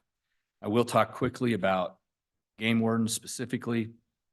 This problem with recruiting game wardens is it's several years old now, but it has really come to light here just in the last few years. We've struggled to recruit game wardens that can meet. We have fairly high standards, and we're not willing to lower our standards. But we've had a tougher time than we did in the past in being able to find folks to meet those standards.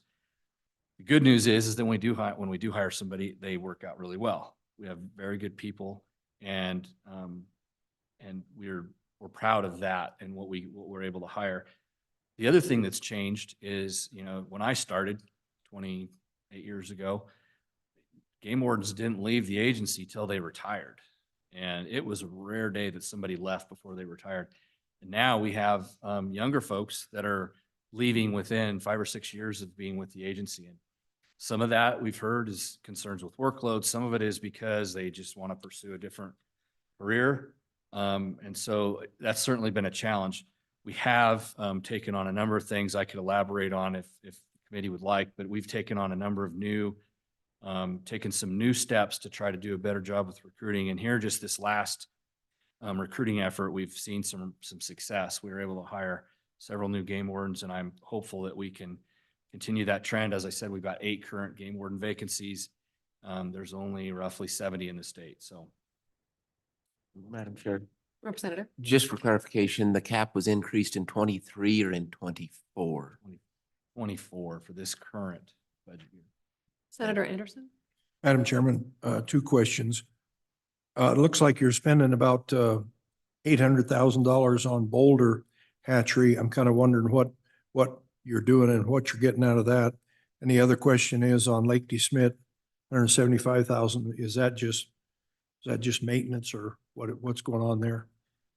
Yeah, I'll start with Lake DeSmet, Madam Chair, Senator Anderson. So Lake DeSmet was an access opportunity that came along, working with with county commission. We allocated 75,000 to a project that would allow boater access there at Lake DeSmet. The Boulder Hatchery project relates to an issue that has kind of evolved over the last several years, where water is finding its way into raceways and creating problems with the existing structure, filling up places that we don't want live water filling up. And it's required us to do some completely new infrastructure development to be able to address that problem. And anytime you're dealing with water and concrete, it's expensive. Representative Larson. Madam Chairman, if we could, Director Nesvik, could you give us an update on maybe, and not take a lot of time, but on three issues? I'd kind of like to know where the agency, with our current situation with the Herrera v. Wyoming, what burden that's putting on you, or how you're addressing that. Can you give us an update on where we're at on being able to with grizzly bear? And then I know that you've been working very hard to try and allow the ability for us to reintroduce wild sheep in other areas. But the challenge has been the feds maybe then reducing acreage for domestic wildlife in surrounding areas. And I know you've been working hard on that. Could you just give us an update on how those are all progressing or what you're doing? Director. Madam Chair, Representative Larson. So I'll start with the Herrera case. And so really the way I would characterize where that's at is there's really no changes that have occurred. The case, the criminal case against Mr. Herrera that actually prompted this to go all the way to the Supreme Court was dropped by the state following his sentencing on serious felony charges for many, many years in the penitentiary in Montana. The state felt that at that time it was in the best interest to drop a misdemeanor charge, which means essentially that there are still some unresolved questions based on the Supreme Court's decision. What it means for us on the ground is it's still not legal for tribal members to hunt off reservation in Wyoming on unoccupied lands. And so that's the way we're treating it. We do know that the Supreme Court made some decisions that we need to deal with, but currently with the gray area that was left there with regards to conservation necessity, which is a Supreme Court created exception, we believe conservation necessity exists. And until there's tribal regulation that is agreed upon with the state, that those tribal rights can't be executed. Grizzly bears, very frustrating. The governor decided 2 years ago this month, almost to this day, to try a whole different approach with getting grizzly bears delisted by all scientific measures. They're fully recovered in the greater Yellowstone ecosystem. They've been delisted twice under 3 different presidential administrations. And because of really inaction on the Fish and Wildlife Service's part, they're not delisted now. The governor chose to file his own petition, just like sometimes environmental litigants do, to remove grizzly bears from the list. We, in that petition, addressed issues that had been brought in the last court decision so that wasn't an issue. And the Fish and Wildlife Service had 2 deadlines, statutory deadlines to meet when he filed that petition. One was a 90-day deadline to say whether it was worthy to proceed or not, and the other was a 12-month final decision on his petition. Fish and Wildlife Service did not meet either deadline and still hasn't. We ended up suing them, and that case is still pending here in the 10th Circuit in the U.S. District Court. And we don't have a final decision on whether the judge is going to direct the Fish and Wildlife Service to move forward with their 12-month decision or not.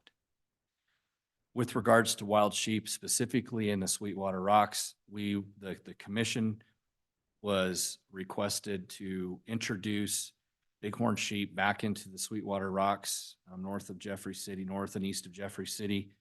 There's an existing herd that's not far from there in the Seminoes.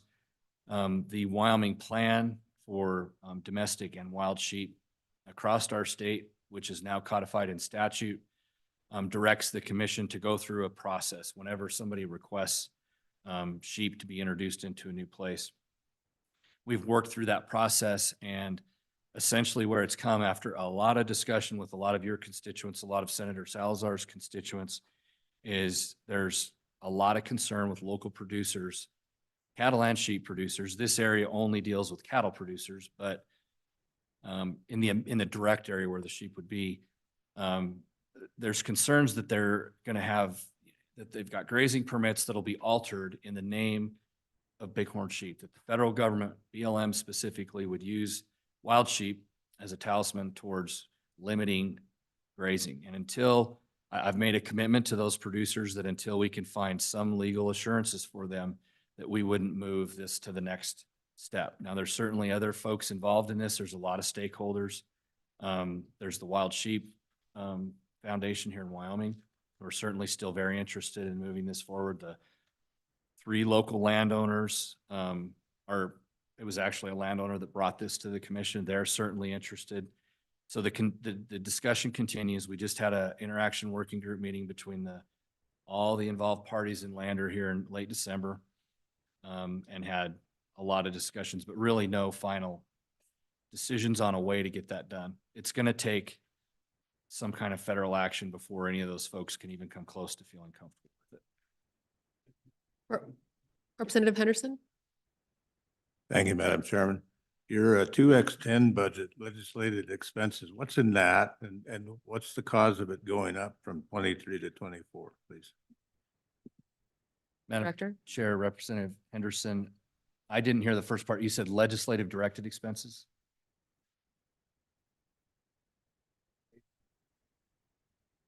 I am going to ask Meredith to help me with that. Madam Chair. Representative Henderson, those are for SALEX, which is our law enforcement hotline. It's for, the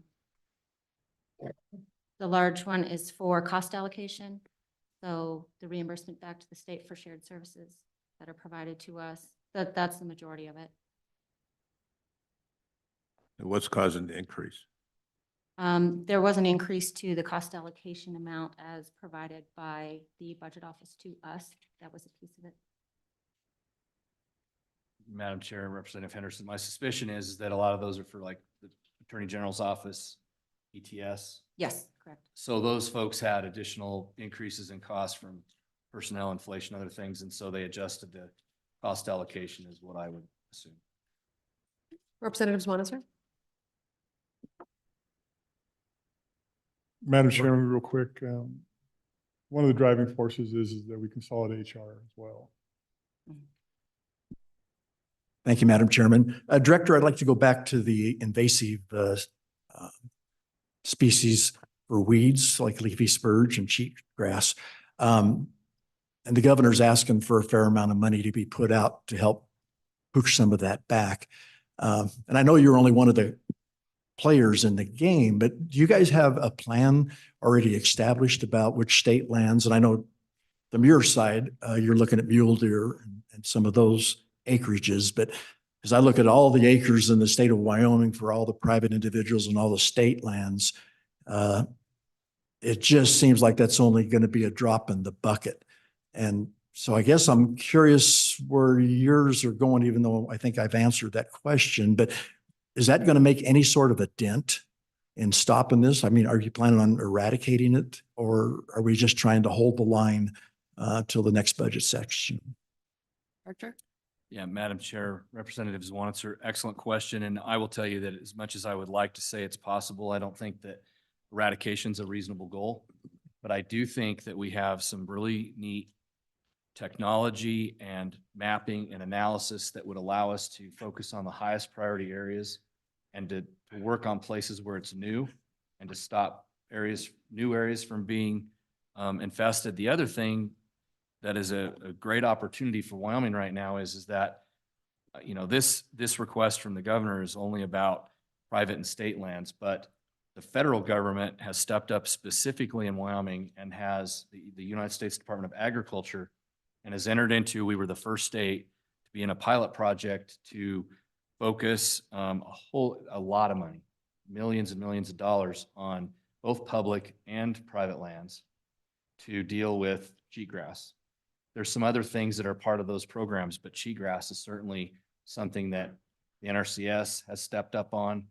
The BLM has now approved a new chemical that is the best, most effective chemical to use. So there, it's a multi-pronged approach, and this is an effort for the state to have a part of that.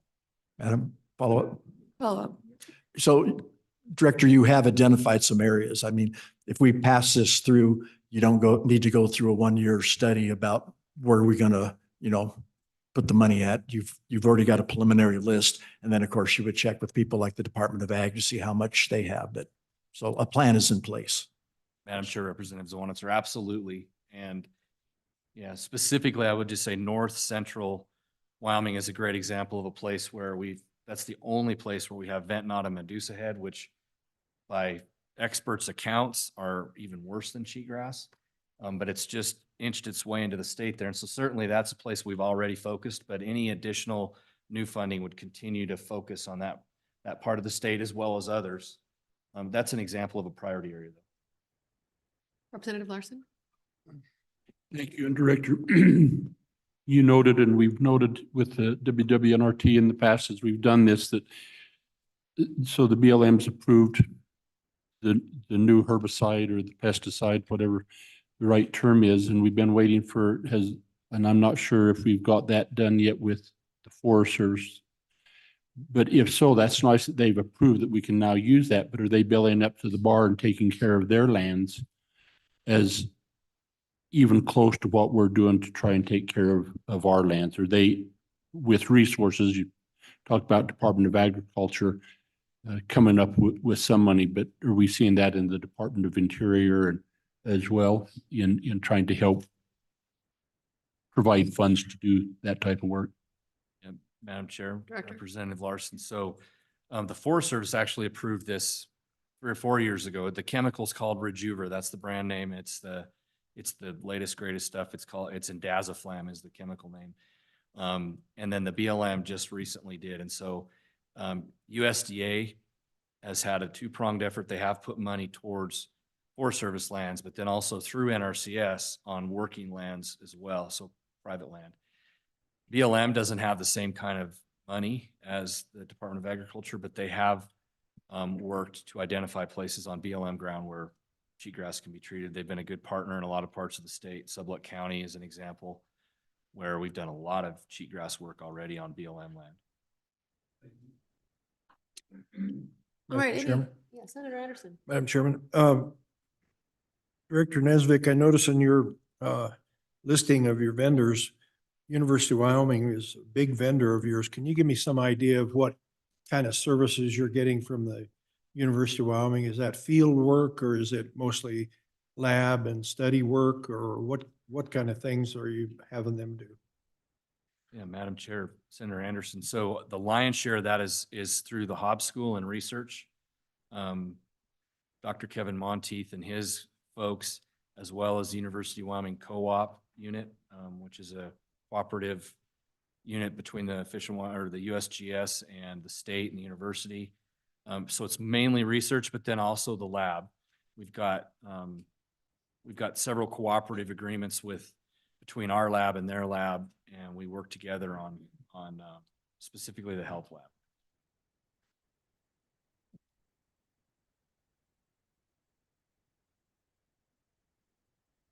All right. Sure. There was one last portion of the budget that I did want to touch on quickly, and it's really a thank you to this committee.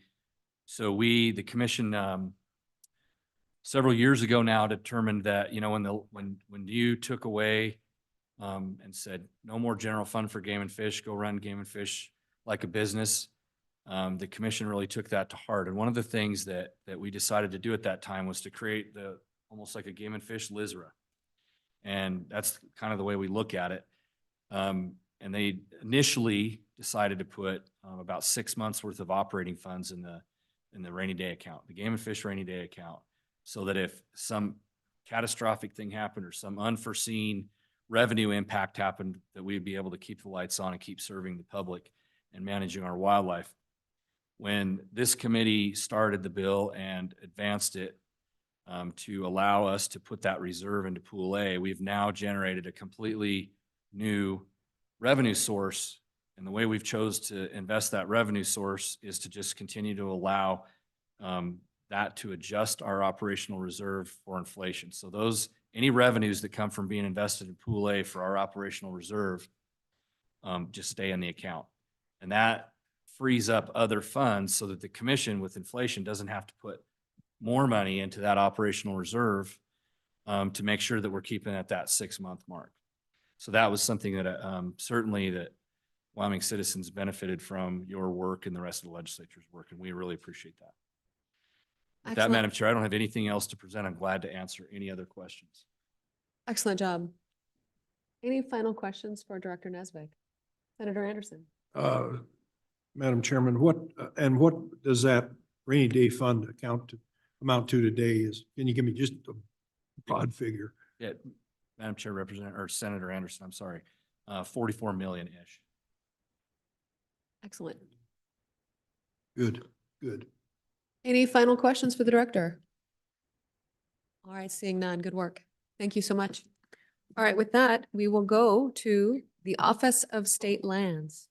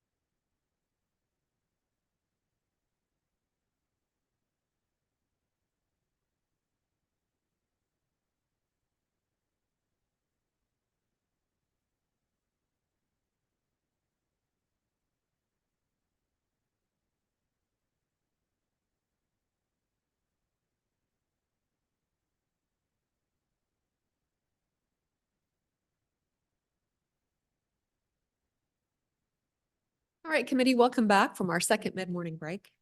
But we are now on time. And we are with the Office of State Lands, Agency number 60, and we have Director Jennifer Scoggin joining us here with her team. Welcome, Director Scoggin. Thank you, Madam Chairman. Mr. Co-Chair, as the Madam Chairman said, I'm Jennifer Scoggin. I'm the Director for the Office of State Lands and Investments. I have the team here with me today to hopefully answer any questions you might have. To my left is State Forester Kelly Norris. To my right is Jason Crowder, Deputy Director. Behind me, I also have Amanda Sewell. She is our Assistant Director for our Administration and Financial Services Division. We also have Beth Blackwell, who many of you know. She's our Grant and Loan Manager. And I think, is Melissa here? Melissa DeFreitas, she is our new PIO/policy person. Well, Madam Chairman, with your approval, I'd like to just give kind of an agency overview to set the table, talk about a couple of our successes for the past year, and then get started discussing our exception requests. We do have a number of them, and so they may take a little bit of time. So if that's okay with you, we will get started in that direction.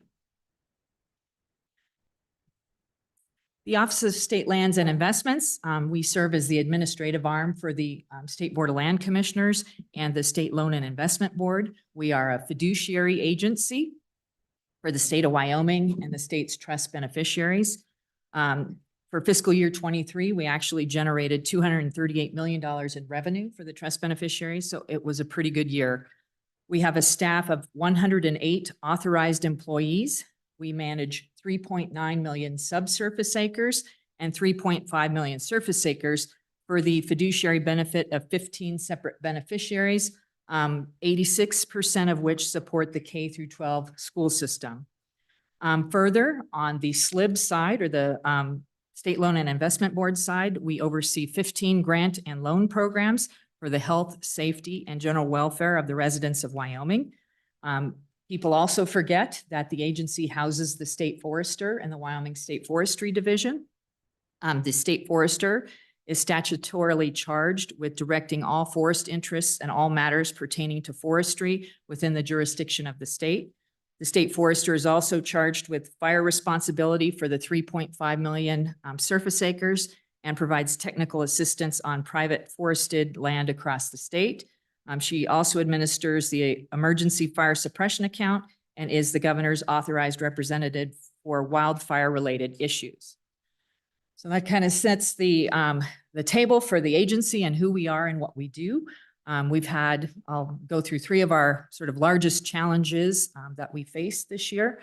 The agency's revenue generation, it's always a top priority. That's always a challenge. Large catastrophic wildfires, while that wasn't really an issue for 23, it is likely going to become an issue again. And then the post-COVID-19 pandemic response. So revenue generation for the state's trust beneficiary is top priority for the agency. It's mandated by the state's constitution. Our revenue generation is wholly tied to market trends, causing revenue performance of the agency to be somewhat volatile. We saw this clearly during the COVID-19 pandemic, when we saw revenue drop by $93 million in fiscal year 21. That was due to the fluctuations in the price of a barrel of oil. You may remember that there were negative prices at that point too, at one point. So to mitigate against these types of radical fluctuations, we are prioritizing new and diverse revenue generating opportunities. This past year, the Board of Land Commissioners did approve 2 carbon capture leases and set a market-driven royalty rate for 2 gold leases to operate here in Laramie County. These opportunities represent new and emerging revenue streams to the state trust beneficiaries. We're always looking for new technologies, new opportunities, new everything, trying to educate ourselves, making sure that we aren't foregoing revenue generation opportunities. With respect to fire managers in the state of Wyoming and across the nation, as you all are no doubt aware, they are experiencing increasing trends in acres burned, increased property such as homes and outbuildings destroyed, and skyrocketing costs related to fire suppression. The Wyoming State Forestry Division has partnered with the counties and with state and federal agencies to focus on suppression of wildfires before they become large and catastrophic. The Forestry Division has strengthened these partnerships and considerably improved its initial attack strategies by increasing its aerial abilities. In fiscal year 23, the Forestry Division contracted and staffed 1 helicopter and contracted 2 single-engine air tankers. These partnerships, coupled with a cooler and wetter than average fire season, have resulted in no major fires in the state during 2023. Then our third success, I would say, is OSLI. We administered 3 ARPA programs in both fiscal year 2022 and 23. We handled the Water and Sewer ARPA grant program, the Health and Human Services Capital Construction ARPA program, and the Local Government Project ARPA program. Through these programs, we processed 384 separate applications that were requesting $699,616,461. Of course, we didn't have that much in funding to give out through the ARPA programs, but from these applications, the State Loan and Investment Board, they were able to award $268,475,671 to 178 eligible applications across the state. And I know that some of the numbers probably in your book, if you add them up, you don't get that. These are the fresh numbers hot off the press that also include the inflationary awards as well as the affordable housing awards that were given out in the fall. So we were able to accomplish the monumental task of administering the 3 ARPA programs through the efforts of existing staff.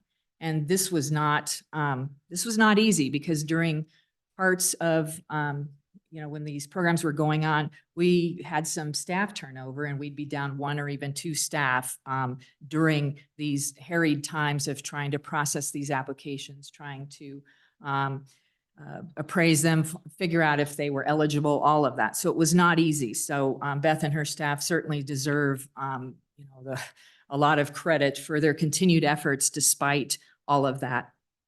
These temporary grant programs, like ARPA, they require a substantial amount of time to stand up, to administer, rulemaking, all of those things. And now we are seeing the oncoming Infrastructure Investment and Jobs Act, which is going to place the same burden, if not more, on staff. However, this federal program is a little different in that it's largely a loan program requiring loan disbursement, recapture, and administration for the next 30 years.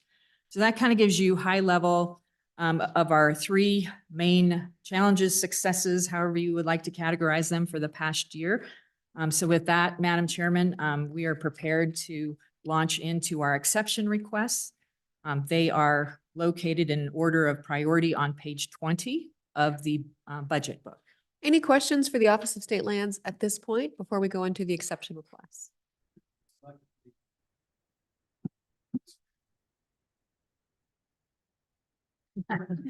Is this a trick question? Director Scoggins. Madam Chairman, Mr. Co-Chair, yes, we've had a lot of difficult, stressful days. We often do have the target on our back because, as you know, what we do largely with lands and probably with some of the grant and loan funding is politically charged. And so we've taken our arrows this year, sir. Representative Larson. In light of that, the accomplishments and the work that you got done, the stuff that Beth and her office have done with just limited resources, and the kindness and I don't know how it could have been rolled out any better from our perspective, and the interaction that they had with all of those applicants in addressing the myriad of questions and treating them with the respect and kindness I heard repeatedly.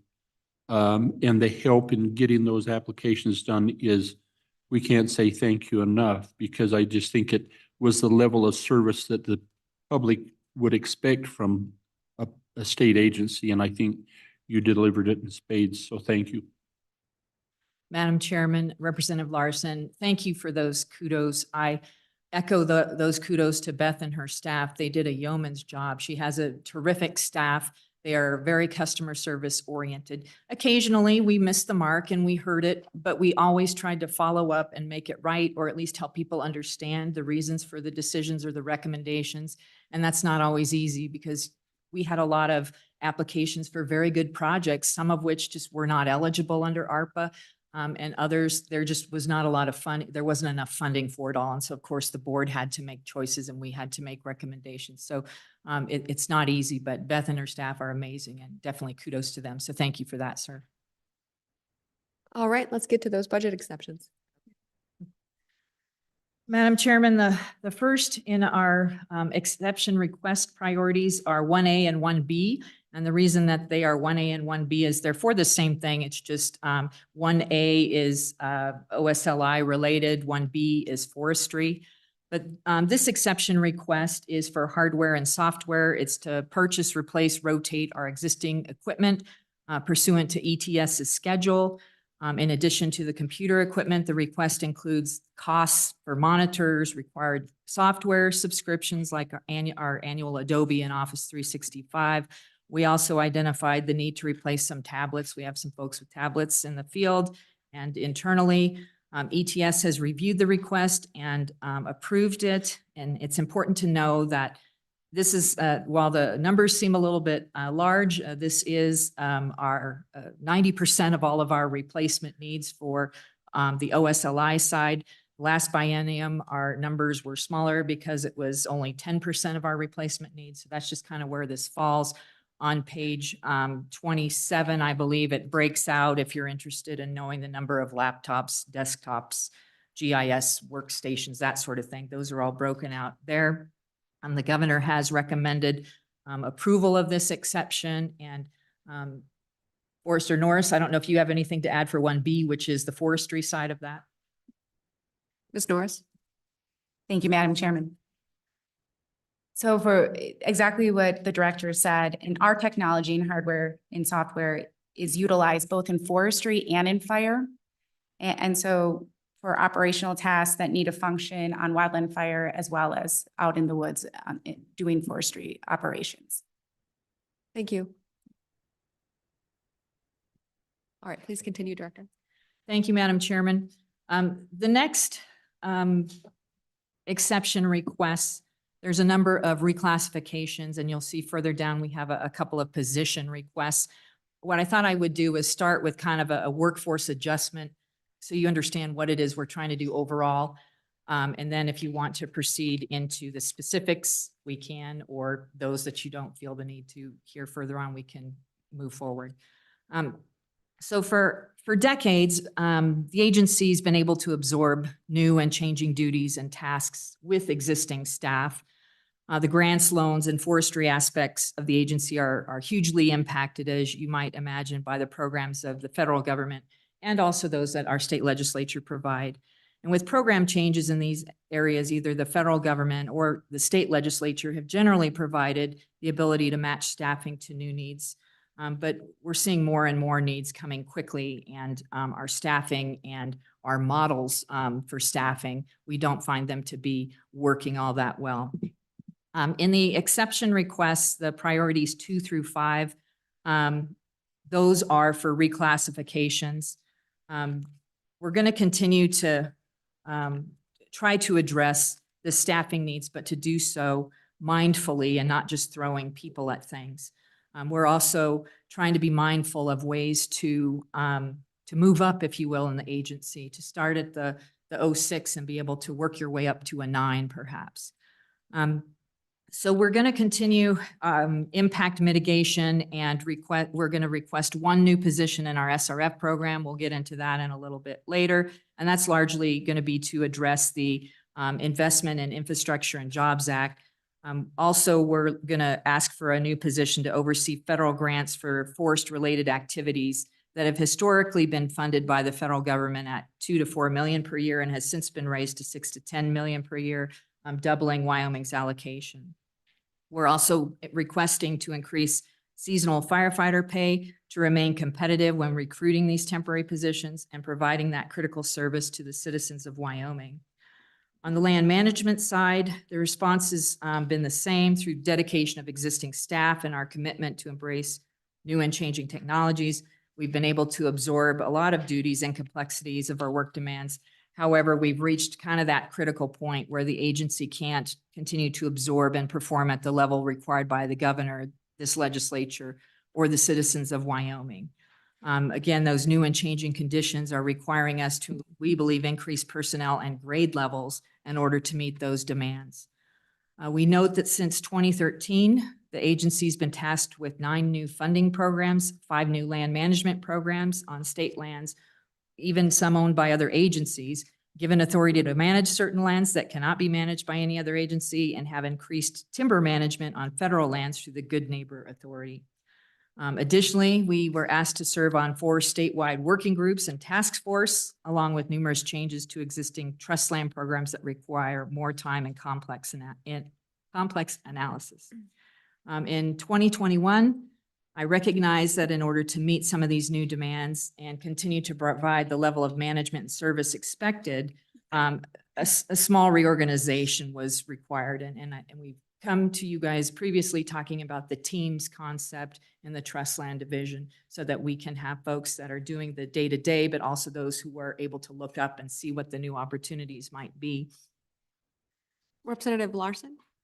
Just in procedural question, Director, do you want us, will we be going through these again as we go through the budget? And is that the time you'd like us to ask questions? Or tell us how you'd like us to? Madam Chair, Representative Larson, yes, what I'm trying to do is just sort of put it all in context, and then we can go one by one, and to the extent you have questions. Co-chairman? So while we're on the macro size of this, Kevin, so yesterday we asked LSO to see if they could put together kind of a comprehensive analysis of the pay raises that we've given by agency. And just on a budget-wide scenario. And then in addition to that, all of the readjustments on various positions throughout the agencies. So that when we start working the budget and look at the dollars for each budget and where they end up, where they started, where they were two years ago, with the pay raises, with the increases in readjustments on positions, how much money we're talking about with each agency, and how that will create a new standard budget if depending on what we approve, and so we can see the overall impact of the budget that we're going to present to the floor and have the itemized justification on where it is, where it came from, with inflationary costs, and wrapping all those up into a nice succinct bow so we can articulate it and explain it well and justify what we're asking for. And Don's reply was, we don't have that information.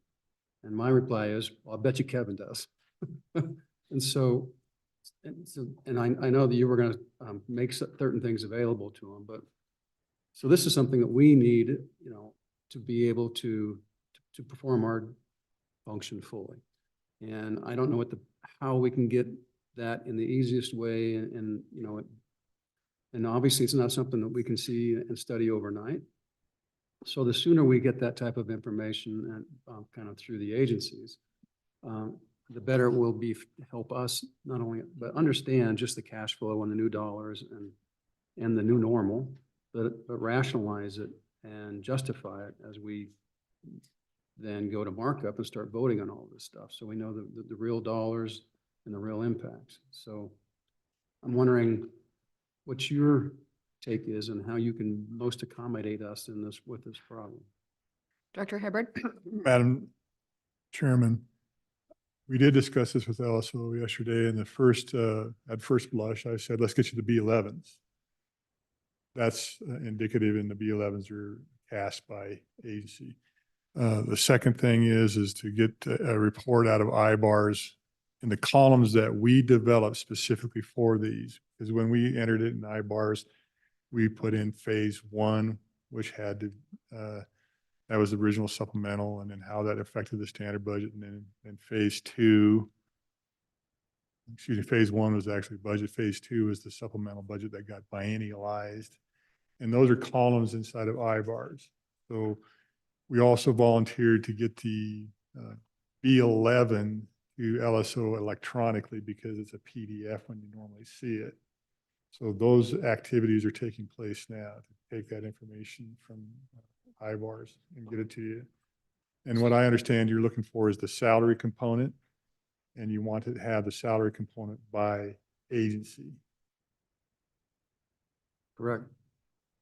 I mean, that's because each agency will be different. So we need the big picture of the total amount of dollars we're talking about. You know, and then we need to add in the inflation adjustments and the swap outs, swap ins that we've done with various revenue sources over the last couple of years per agencies as well. I mean, it's a complicated process. And my thought is what we may need to do is sit down with you and Don in a room and start working through the agencies and have you work, just kind of start pulling up the numbers so we can plug it all in as we start working agencies informally before we actually get to a markup. I don't know how else we can do it.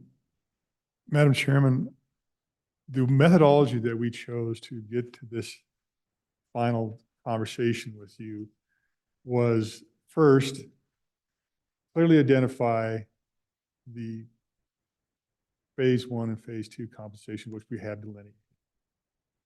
The second exercise that we went through is managing the table of organizations with all the agencies. The table of organizations is just the list of all the positions, and make sure that they didn't cross the 310 provision. When it did cross the 310 provision, we had agencies put in exception requests, so that's transparent. So we know exactly what the phase one was. We know exactly what the phase two is by agency. We also know what the 310s are. And then 310 is, I think one of the things about 310 is we know that air quality with DEQ, we all had that conversation together about the need to facilitate that. So kind of, it's in the math, but it was an open conversation. So I think that this is doable, and if I understand correctly, what I'll just repeat this is you want to know what the compensation was by agency, by position, or do you just want it by agency? I mean, it's a big task if you start throwing in the position movements, but if you want it just by agency, by unit, I mean, that's easy enough. So I think we start with the big numbers. At some point, we're going to have to know it by position because we have all these position requests that we have to address.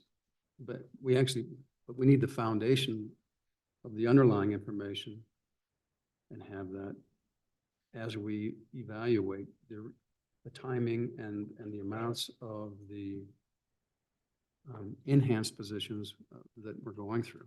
So the effort is already underway. I'll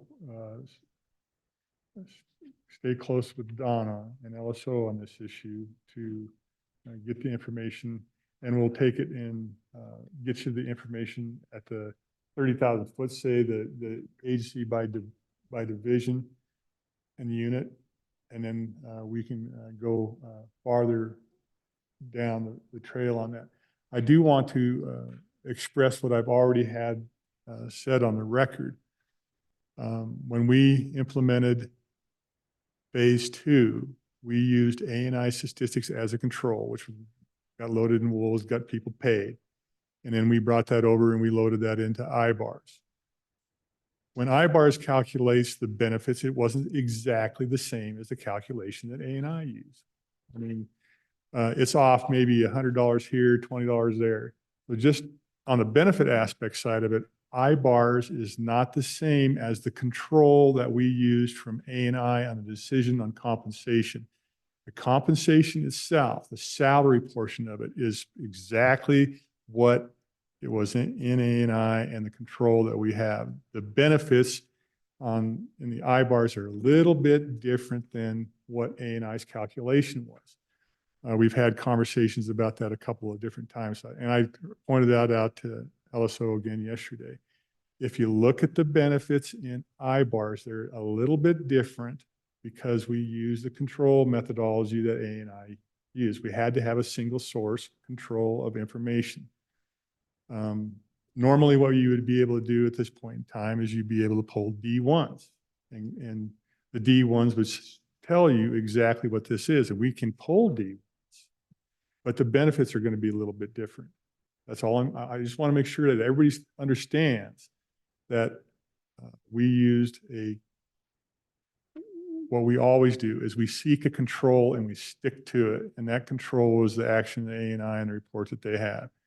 And then we have the conversation about the letter that you received yesterday on compensation for phase 3, which there's a component of that, which would be the section 310D on vacancies, appropriation to pick up 90% of the vacancies. That is not in I-bars.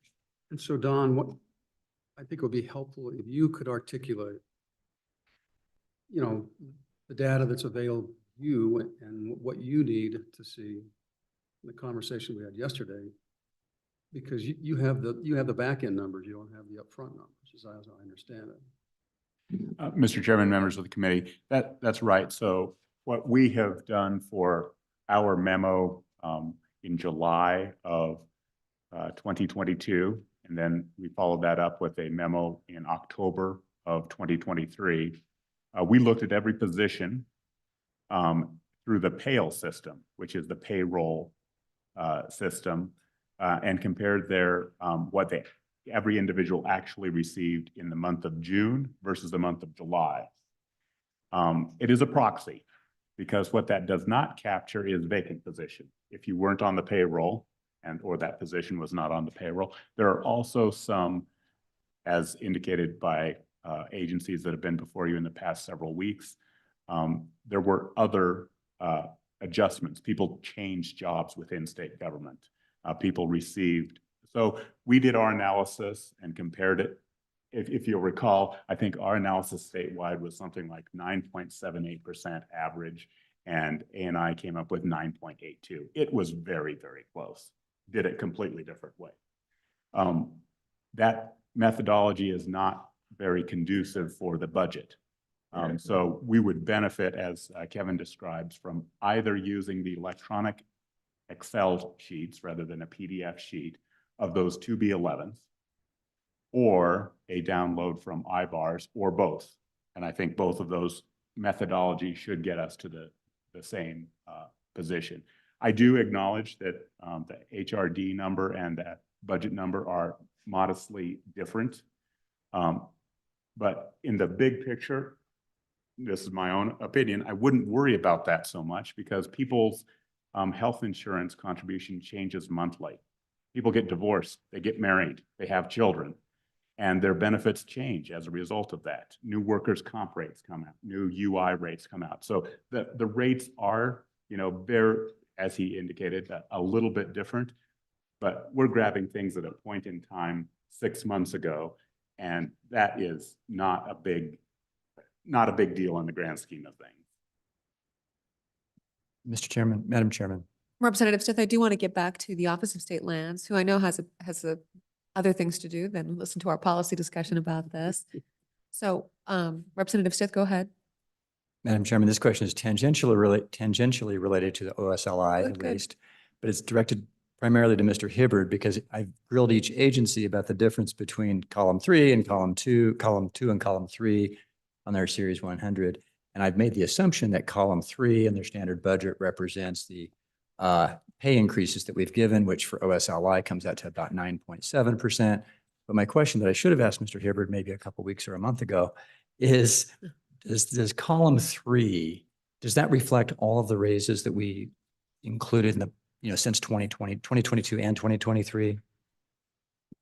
Madam Chairman, it does, but it's overly simplified to do that calculation and arrive at an accurate statistic.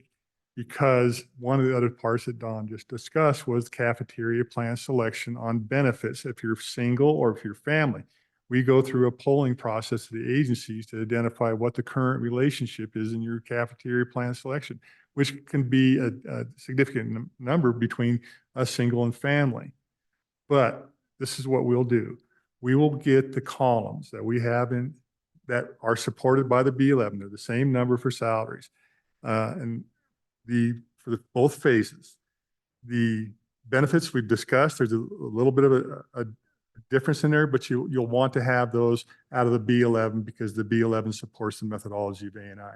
So basically, I think we'll be successful at the first initiative of just taking this electronic B11 because it is by agency and it does include benefits, and it includes special revenue, federal funds, the whole enchilada. And if we can achieve it with the electronic B11s, then we don't have to go any further. Madam Chairman, follow up to Director Follow up. Scoggins, to Director Scoggins. All right, to Director Scoggins. Here we go. So all of this, I think, leads up to your agency got slightly relatively less pay compensation increases in the aggregate than the average of about 11%, it's a little under 10. And so what we'd struggle with is when you have an exception request to reclassify someone, we're looking at, well, is this person's job really changing or are they just getting more money? And if so, do they need to get more money, et cetera? So what's your reaction to that? Dr. Scoggins. Madam Chairman, Representative Stith, these exception requests are not simply pay increases. The team concept that we're building within the organizational chart, these positions will have greater supervisory skill, or excuse me, greater supervision, meaning that they'll have more people to supervise, plus their level of analysis that we're needing done in the agency now to set proper rates for things. That level is becoming more complex. Like for instance, the temporary use permit person, that person is now looking at bonding and other new areas that we haven't addressed before to make sure, looking at market rates, things that as a one-person program manager, this level of analysis is much greater than it's ever been in the past. And the lands folks, that's a function of more supervisory skills, building in,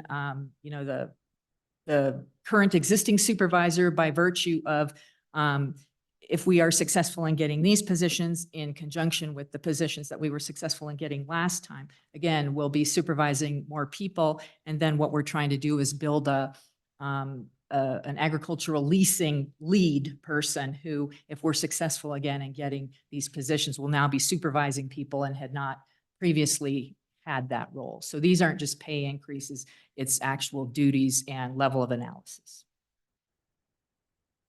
Is that why they're called reclassifications?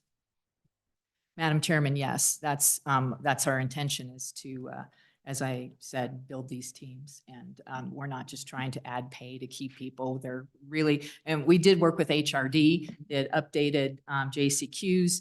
They analyzed it. They also believe that their level of duty is increasing and that these are warranted reclassifications based on the updated JCQs. I was being somewhat sarcastic, Yeah, I but that's know. always hard to tell with me. I know, I keep the mystery alive. Representative Henderson? Thank you, Madam Chairman. Well, Director, given the growth and the scale and scope of your agency, to what extent, if any, do you have the option to use AWEC for a short-term basis? An AWEC arrangement?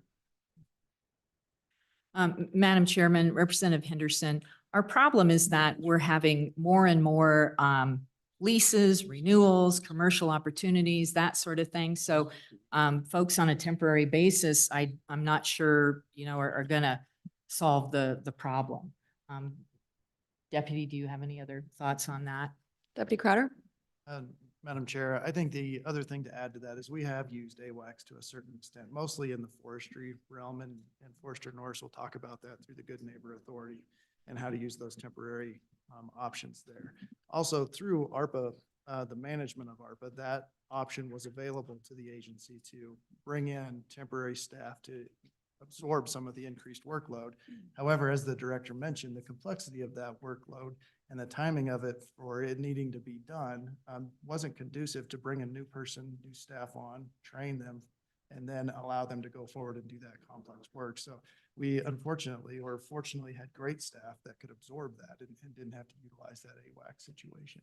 I think one of the next steps after this this is probably phase 2 of the director's plan for the small reorganization, is to not just increase the AWACS, but start an intern program where we can start bringing college age kids into the agency and they can learn what state lands are. And hopefully they're excited enough about it, as we are, that they continue that growth in their career in our agency. Madam Co-Chair, just, I mean, and we're not trying to pick on OSLI. In fact, we've encouraged you to do this and bring on more personnel because literally your responsibilities are significant and you got to get it done faster and better. So, but what our problem is, you've got these positions that we're manipulating, right? Raising essentially on reclassification. Well, just about every agency is doing the same thing. Because as we went through this full process of evaluating and giving pay raises across the board through all state agencies, all the agency heads are saying, well, wait a minute, now that we've gone and we understand the classification process, this person, this one needs to be reclassified. So and that's what we're trying to get a hold of is that whole picture over time. And so you may have one person that gets, equivalent to a 19% pay raise, but then you reclassify and all of a sudden it's a $32,000 pay raise or something to that equivalent. And then, so then we say, well, should that all happen at once or should we step that to some degree and give some and move it up over time? And how much money do we have to allocate towards it? So it's just, we just need to understand the big picture to be able to make rational decisions.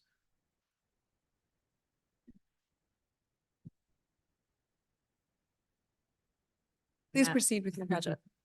Madam Chairman, Representative Nicholas, your point is well taken. We did come in with a plan last year and tried to present our view and our vision, and we tried to be mindful to not ask for too much. And we were successful in getting a few positions, and now that we've had them hired and can see what they're doing, I mean, they have paid dividends, but they're still not quite enough. And that's, as we mentioned when we were here last year, that we might be back asking for those additional positions in our vision again. And at the time, last year, we weren't ready to do the reclassifications. We hadn't done the work, and in all candor, we didn't even know how to do the reclassification process. And so once we were able to work with HRD and figure out what that process was, and then we talked to the budget office and the governor's office about where we would find those funds, we realized obviously we don't have those funds. So we haven't, gone forward with the reclassifications. We're here first to ask for those to be funded before we would make anything, moving forward. And so. Do you want to say that just one more time? Yes, we're here first. Representative Larson. Thank you, Madam Chairman. And but because we've been on this, I guess I'll go ahead and just ask it now. So through that process, as we go through and see the exception request, we'll see some of those positions change a couple of grades. I don't know the right word for that, and some of them 3. But then based on the conversation that we've been having, that would be the result of the evaluations that has taken place with HRD and your agency on their responsibilities and their classification. Would that be a fair assumption? Director. Madam Chairman, Representative Larson, that's correct. Okay. We worked with HRD to talk about what in our vision, what the org chart looks like now and what the duties are associated with that. And that's what HRD came up with. All right, thank you. Director Hibbard. Madam Chairman, I would keep in mind that the methodology of approach for phase 1 and phase 2 is on the existing classification. So what we're doing here is we're asking to increase the classification. So it's not a double dip. We're asking your permission to move forward at a greater rate. Co-Chairman Nicholas.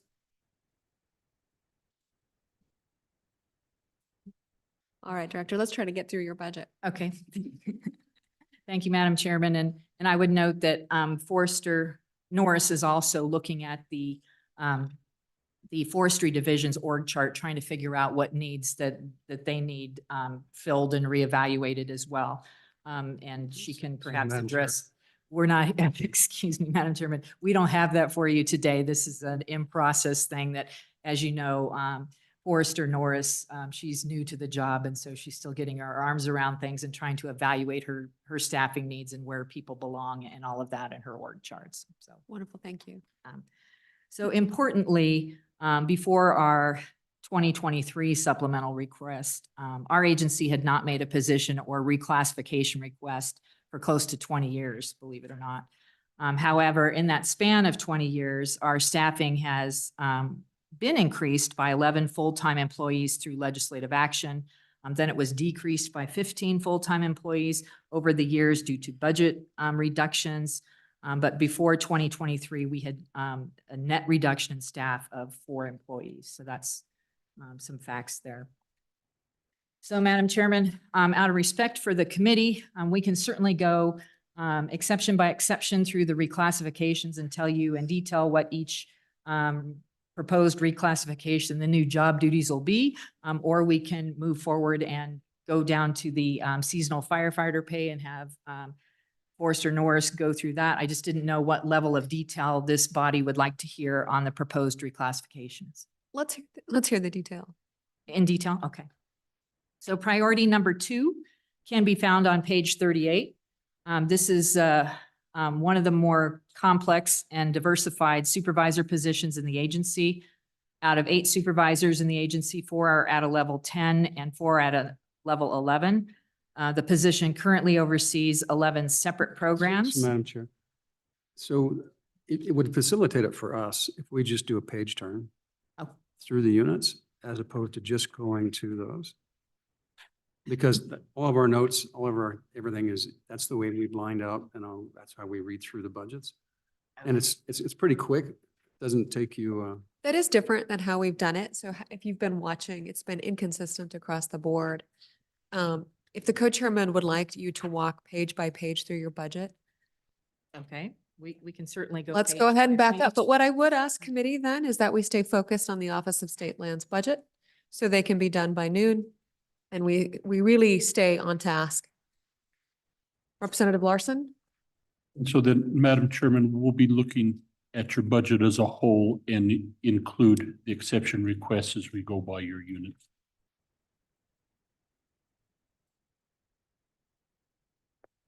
Got me flustered.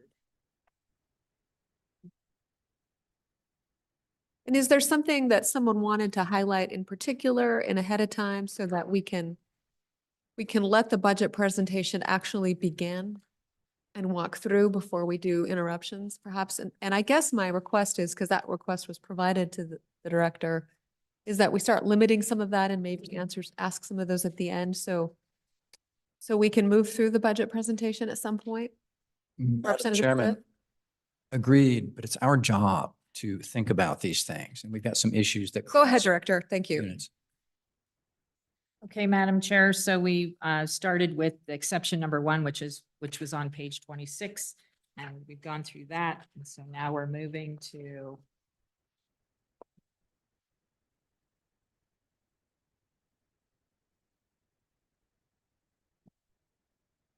page 38. And that's priority number 2, which is the reclassification from the LRLM 10 to LRLM 11. And as I mentioned, this is a supervisory position. It currently oversees 11 separate programs, including the real estate program, special use leasing, renewable energy leasing, the easement program, grazing and agricultural leasing, temporary use permit program, and the surface impact payments. The position currently supervises 6 individuals from entry level to upper level analysts. In 2023, the legislature approved a new position under this supervisor within the grazing program. In 2024, we're requesting to add 2 positions under this supervisor, which would be the grazing and the commercial leasing program. So if approved, the new total supervised staff would be 8 people. This level of staffing is expected to match the demands of the section's workloads for the customers and beneficiaries. And again, these additions will create the team concept that we've talked about in both the grazing and agricultural leasing and the commercial leasing. It will create depth in our org chart for staff advancement. It will create program leads with some supervisory duties, and it will require the supervisor position to not only supervise direct reports, but to serve as a second level.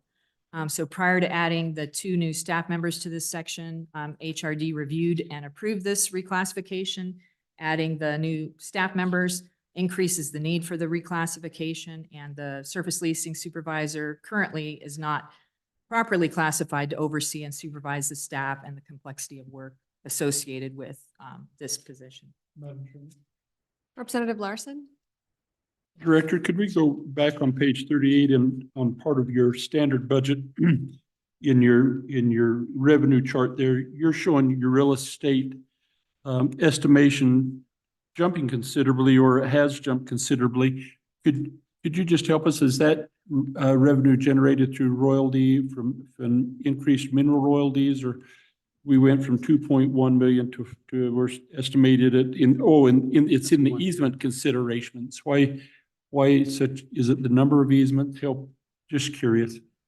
Director? Madam Chairman, I would defer to Deputy Director. Madam Chair, Representative Larson, actually, we're not anticipating an increase in that line item. What you can see is a single fiscal year 23, was 2.19 million. And then we doubled that for the biennium, for the next 2 bienniums. So you jump up to, well, you go to 4 million. So we're actually anticipating a decrease in that line for total real estate transactions in total. Thank you for the clarification.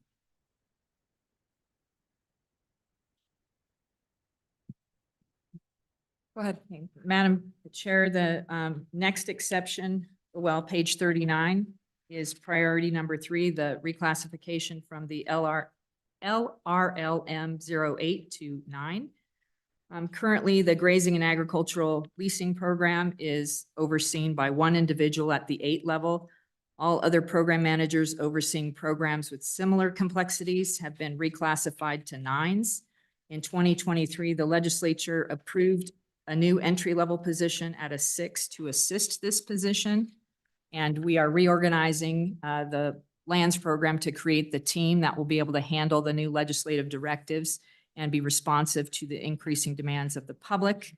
There's a later request to add an additional entry-level position at an 06 to this program. So it would be in addition to what was done last year, should this be the last request to bolster the program to the new increasing workload. So by creation of the team, this position will now be a lead in the team with some general supervisory responsibilities that are currently not there.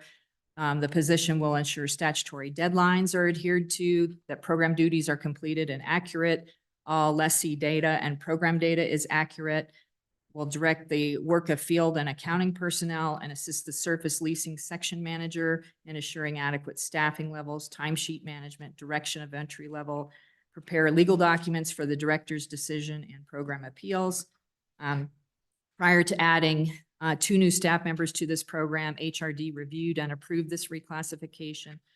Adding the new staff members increases the need for the reclassification. It's not properly classified to oversee and supervise. And again, the complexity of the work with the grazing program. And so HRD found this to be warranted. Representative Representative Larson? Director, just curious, on these positions we're reclassifying, Adam, will they all be here in Cheyenne? Madam Chairman, Representative Larson, yes. Thank you.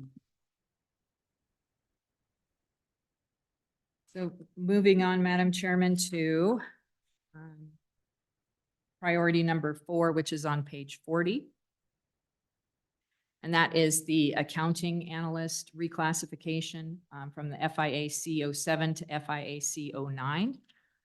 Prior to development of our division, this position did kind of low-level HR and accounting functions for the real estate and surface leasing division. When the trust land management division was created in 2012, real estate, surface leasing, and mineral leasing programs were brought into one division, but the accounting functions for the mineral leasing programs remained over on the administrative services side. An enhancement to SLAMs, which is affectionately called SLAMs, or State Land Asset Management Systems. Computer program brought accounting functions of both the mineral leasing programs and the surface leasing programs into one system. And so the duties that were handled by employees in the admin services division have been transferred to this position. The administrative services division accountants have been reassigned duties within the royalty auditing and whole agency accounting. This position will now be the sole accountant within the trust land management division and handle all aspects of the trust land management division. So they will oversee proper movement of money within the division, including invoicing, receipts, appropriate accounting policies. Prior to this request, HRD reviewed and approved this reclassification. Again, we're combining now all of the accounting duties for this division into one person instead of it previously being handled by two separate people. Representative Larson? Yes. Yes. Were you waking me up? I'm just picking up a pattern. Director, please continue. Okay. Moving along to page 41, priority number 5, which is our reclassification of our LRLM 06 to LRLM 09. This is our temporary use permit program. Personnel, this person is responsible for overseeing and managing just that program. But this program has grown from short duration recreational and access activities to more complex short duration commercial activities, which require market rate analysis and bond assessments.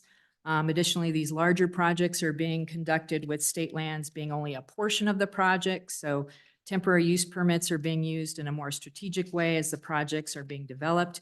So this requires the program manager to be involved in higher level discussions and analysis when these permits are being processed.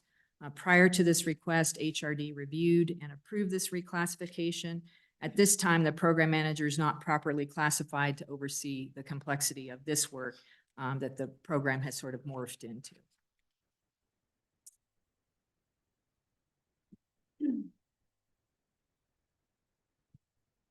Okay, so moving to page 42, that's our priority 7, which is our new commercial leasing position. So this position, as we mentioned, we're creating 2 teams within the trust land management division. We have the side that's dedicated to grazing and agricultural leasing, and then a side that's will be dedicated to commercial leasing. As I've mentioned, with the increasing complexity in the applications we're receiving and the volume that we're receiving that require analysis and the varying duties that we're having to give people, we've recognized a need to increase staffing to absorb the workload in the commercial leasing program. Right now, program managers are splitting their time between application administration, data entry, and market analysis, and new opportunity creation. And so, as you can imagine, one often comes at the expense of the other. So this request is to add 1 new entry-level staff member to the commercial team to aid in the application processing, freeing up the program managers to have time to analyze proposed use markets and ensure that rental rates are indicative of true market rates and appropriate uses of state trust land. That we believe that in order to be responsive to these new leasing opportunities that we've talked about, or to ensure true market rental rates are understood and assessed, we need an additional full-time employee at the entry level to help manage the day-to-day paperwork, to free up the higher level folks to actually be able to address some of the new commercial leasing opportunities. And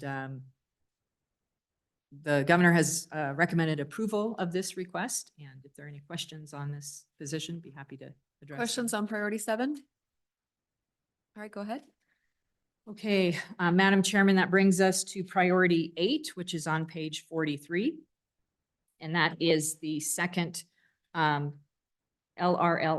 06 position for the grazing program. As you are aware, the legislature approved 1 level 6 for the grazing team last year. This would be a second one. Again, with increasing scrutiny that we're having to pay for the applications received and the volume that we're receiving that require analysis and new and varying duties. We've recognized a need for an additional staff member to absorb, again, the workload in the grazing and agricultural leasing program. As we mentioned, historically, this has been a one-person program managing everything, but as of last year, we added in the one level 6. We think an additional level 6 is required. The level 6 that we received last year has been a huge help in getting renewal applications processed with the new legislative directives. You know, we still have to comply with the cure period and some of these other new legislative directives in the program. So we're still losing some ground when it comes to the 880 subleases, lease assignments, vacant lease advertisements, and improvements that come with the program every year. So in order to keep up with those demands and to continue to be responsive for timely application processing and being able to enhance our lessee communications and in dedicating our time to those things with the cure period, the new notifications, the letters, all of those things that are now required by the staff. This will help us greatly continue to meet those demands. And the governor has recommended approval of this exception request, and HRD has reviewed the positions. JCQ believes it's classified appropriately. Senator Anderson? Chairman, that priority 8 is for 2 personnel, and it's the same price as that priority 7, which I think is for 1 personnel. Is that correct, or am I off on that? Madam Chairman, Senator Anderson, it's for 1 personnel. The priority 7 is 1 level 6 for the commercial leasing program. Priority number 8 is for 1 for the grazing agricultural leasing. And I think what's mentioned in here is that one of these similar positions was approved by the legislature last year. So it'll be a result in 2 level 6s in that program over the last 2 years. Thank you. Okay, Madam Chairman, let's see. That brings us to priority 13 on page 45, which is the State Trust Land Preservation and Enhancement Account. And Madam Chairman, I would yield to Deputy Director Crowder to discuss that exception request. Thank you, Madam Chair. This is a normal exception request for the agency. In this request, we're asking for $340,907 to replenish the Trust Land Preservation and Enhancement Account. This account was established by the legislature in 2005 to enable the Board of Land Commissioners to pursue projects that will preserve and enhance the value of state trust land and mineral assets, or to improve the income generating capacity of those assets. Inside of the account, we prioritized unauthorized dump cleanup, reclamation of damaged riparian areas, roads and erosion control, water improvements, timber and forest project management. We improve existing access to state trust lands. We do soil surveys, habitat protection and enhancement, regulatory compliance to alleviate public health and safety concerns, and any other project that would result in new or enhanced revenue generation. Projects that are funded through this account get vetted by an internal team within OSLI, and they're scored against the criteria given before. And then we also promote any cost sharing to try to leverage these funds as much as possible. We've been successful in leveraging these funds against Forest Service dollars, as well as county conservation dollars and private dollars as well. If approved by the internal team, all of the projects are presented to the Board of Land Commissioners for ultimate approval. It's important to note that funding for this exception has historically been split roughly 92% from the school foundation program and 8% from the general fund. And again, the governor's reviewed and approved this request as a one-time exception. And again, Madam Chair, this is a normal request. We come back to the legislature each year or each biennium since 2005 to ask for funding in this account. Madam Chairman. Representative Larson. So to that point, Jason, is there a reason we can't just put it in your standard budget request? Is there a maximum that you asked for, and couldn't that just be part of, is that something that we'd need to do, is make that part of your standard budget request rather than walk me through that just a little? Yeah, Madam Deputy. Chair, Representative Larson, you're correct. You would have to take action to put it as our standard budget. Historically, the legislatures wanted to approve this each biennium. It's gone through ebbs and flows in its funding amount. In 2005, that top number was 750,000. And through budget reductions since '05, we've come down to what the request is today. But the top end had been 750, and including last year, the legislature did put in a one-time funding amount to get us back to that. We've spent that money so far, so the need is there. But since we've offered a portion of that through budget reductions, we're only asking for the base amount where we've landed through those budget reductions, not the total 750. So, Madam Chairman, so in the 2005, is that right? And that was created, was there an amount that they specified that it should be established? I'm just trying to get in my head what the parameters were then, or was that just left to our discretion as based upon the exception requests that you make? Madam Chair, Representative Larson, I think it was a combination of the two. Obviously, we had a need to create the account back then, but didn't have a good understanding of what the number should be, so it landed on $750,000. You'll remember that after that account was created, we found an unauthorized dump. We called it Tin Can Alley. That cleanup actually cost several $1 million, and we had to come back to the legislature to replenish that account to complete that cleanup. So 750,000 at the time, and probably still today, accounts for the normal projects that come through the office for approval. When we have those one-offs, those big ones, we do come back to the legislature for additional funding requests. Representative Walters. Thank you, Madam Chair. I just want to make two questions. Just want to make sure I'm clear. The 340,000 you're requesting will bring the account back to 750. Madam Chair, Representative Walters, no, it will bring us up to the base amount that has been reduced from 750. So we are only asking for 340,000 for the next biennium. I'm going to ask this a different way because I'm slightly I confused. think he's answering your question. Yeah, I think you're talking by each other. Yeah, go You're ahead. saying you're bringing it, if I may, Madam Chair, you're Yeah. bringing it back to the base amount. And that's what I'm trying to establish. What is the base amount you're coming back to? And then following that, the 340 is what you intend to expend over the next 2 years is what I'm reading. Director Hibbard. Page 49, you'll see that the legislature appropriated in the base budget last year, 750,000. The current request is 340,000. Deputy Crowder. Madam Chair, Representative Walters, that's correct. And it's a little bit complicated because our request, A little closer to your mic. sorry, our request was the result of several budget decreases to this account since 2005. The legislature on its own last year increased that back to 2005 level of $750,000, but the office didn't make that request. We've utilized and we've expended those funds, but we understand those funds are one time, and that the expectation likely is the base amount, which I'm calling 340,000, not 750,000. Okay, I think I understand it. Second question, if I may, Madam Chair. Representative. Just curiosity, why the 92%, 8% split? I see that it's there, totally fine with it, just wondering the justification for why we're splitting it. Madam Deputy? Chair, Representative Walters, it's a great question, and it wasn't always said at this specific split.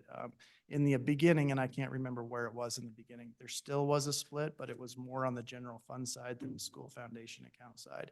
Through conversations with the legislature, it was determined that these funds are intended to enhance revenue generation or the value of lands that are dedicated to the Common School Permanent Land Fund. And so they should be paying for this enhancement, and that's where the money comes from. Thank you. Representative Sherwood.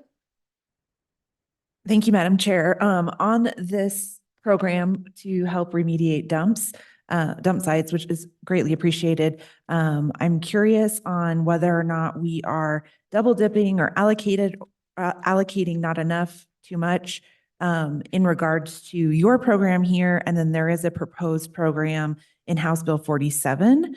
And I can take this offline, but I'm just wondering, is like, are we taking care of these needs in a complementary way, or are we duplicating efforts? Thank you. Deputy. Madam Chair, Representative Sherwood, a great question. Through our review process and analyzing each project, we do try to understand what other funding is available for the cleanup for that, or any project. And if there is funding available, then we leverage that funding first and apply this funding afterwards to try to leverage them and get them to go as far as they can. But that review happens internally at OSLI, and then it also happens with the Board of Land Commissioners. So twice we're looking at that. And again, it's one of our higher priorities in our classification criteria. Representative Henderson.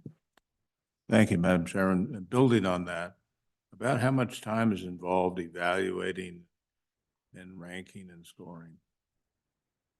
Madam Chair, Representative Henderson, another good question. I don't have a great answer because each project is different.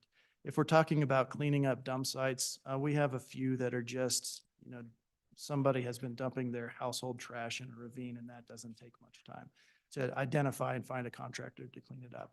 When we were working through the Tin Can Alley, that was a couple of years. Not only did we identify it, but we had to analyze it. We had to pull in experts and understand what hazardous materials were. And then we had to find funding that was above the allocated amount. And some came from the legislature and some came from other sources. And then the follow through on something like that. So it can span from very small amount, a week or two, by one individual, including all the project management as it's being done, to several years, depending on the complexity of the project. Gotcha. Follow up? Follow-up? So along those lines then, thinking about software, I read that the governor uses CRM software, which is an excellent way to keep track of your customers and relationship management. Do you use that? Madam Chair, Representative Henderson, we do. The director mentioned our SLAMS program. That's built on the Salesforce platform, which is a CRM at its heart. What we use it for in this context is to keep track of the projects, keep track of the contracts as far as where they are. Do they need approved? Do they need renewed? How long have they been out there? And really just keep a tallied list of what all we're working on. And then also keep track of the funding associated with that contract. So the Board of Land Commissioners approves a full dollar amount for a project, but then we have individual expenses against that project as well. And our CRM keeps track of that. All right, Director, please continue. Thank you, Madam Chair. The next exception request is found on page 57, which is priority 10A, the FIAC 10 position exception request. And this is a companion request with our 10B this is in the Clean Water Revolving State Fund, and there's a companion request in the Drinking Water State Revolving Fund. They comprise one position but the funding obviously is from the two different units. Staffing levels for the SRF programs have remained the same for years, but as I mentioned in our lead up, we have these ever increasing federal SRF program requirements that are increasing, things such as oversight now, where we have to make sure projects are using Davis-Bacon, American Iron and Steel, Buy America, Build America, plus the IIJA funds coming, have more reporting and other complicated requirements. The EPA Fund Management Handbook requires that we maintain appropriate staffing for successful administration of the programs. And if well-informed and sufficient staff are not retained, obviously the objectives of the program can't be met. Coincidentally, Wyoming SRF programs have the fewest number of staff than any other similarly what we call the 1% states in the country.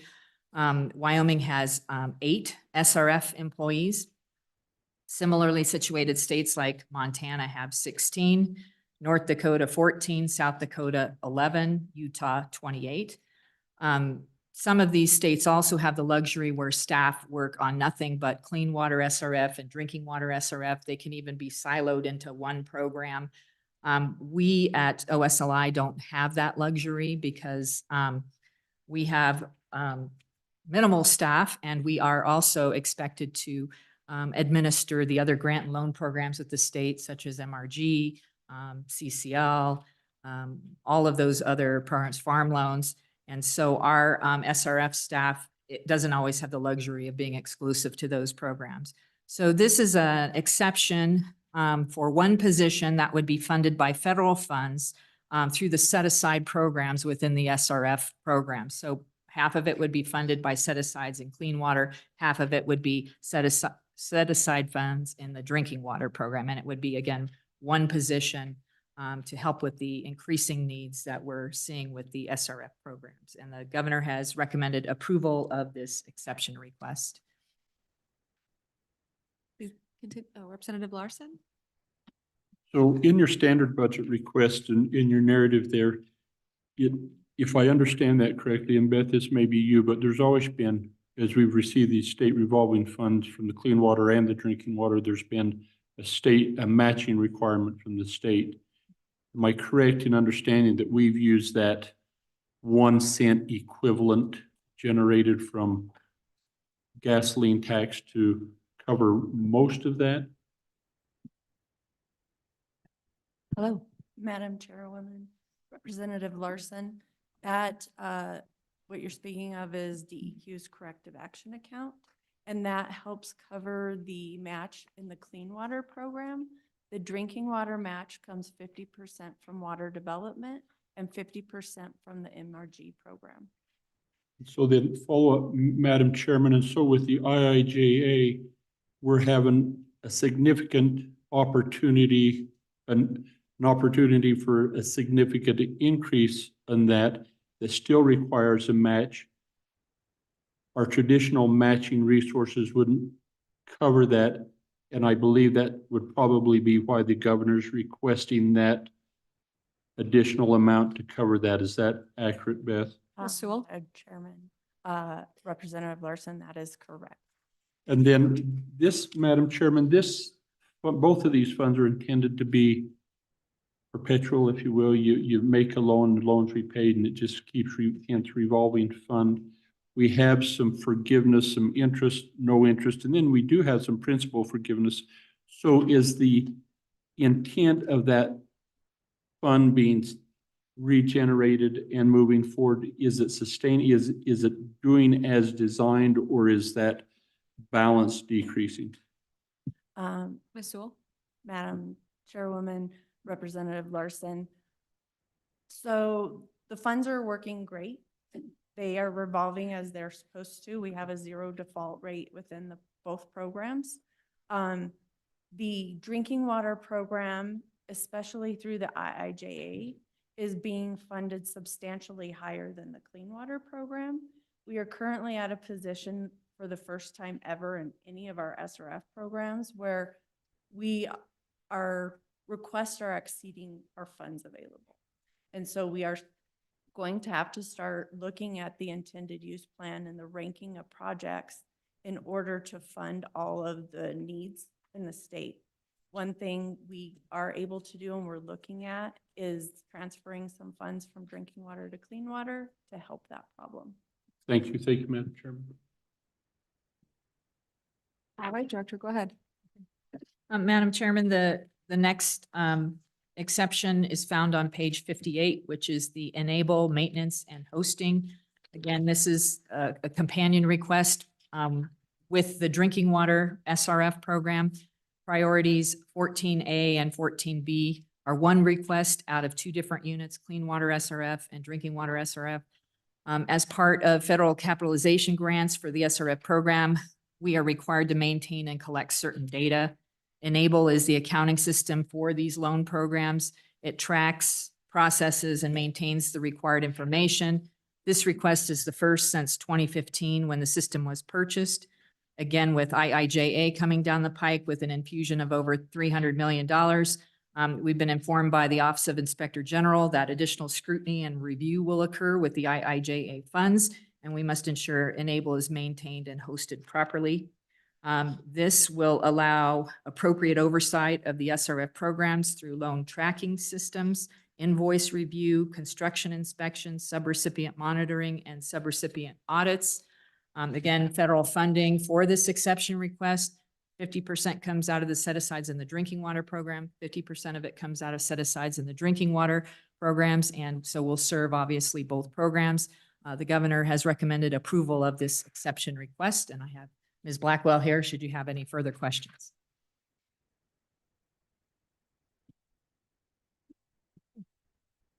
Madam Chair, the next exception request is 15A, which is on page 59.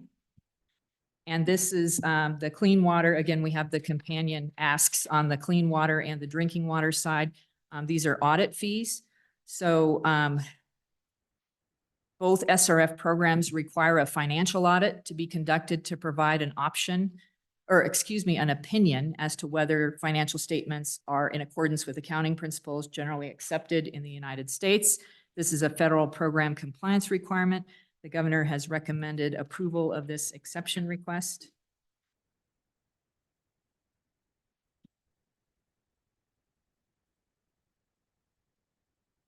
The next exception request is found on page 60.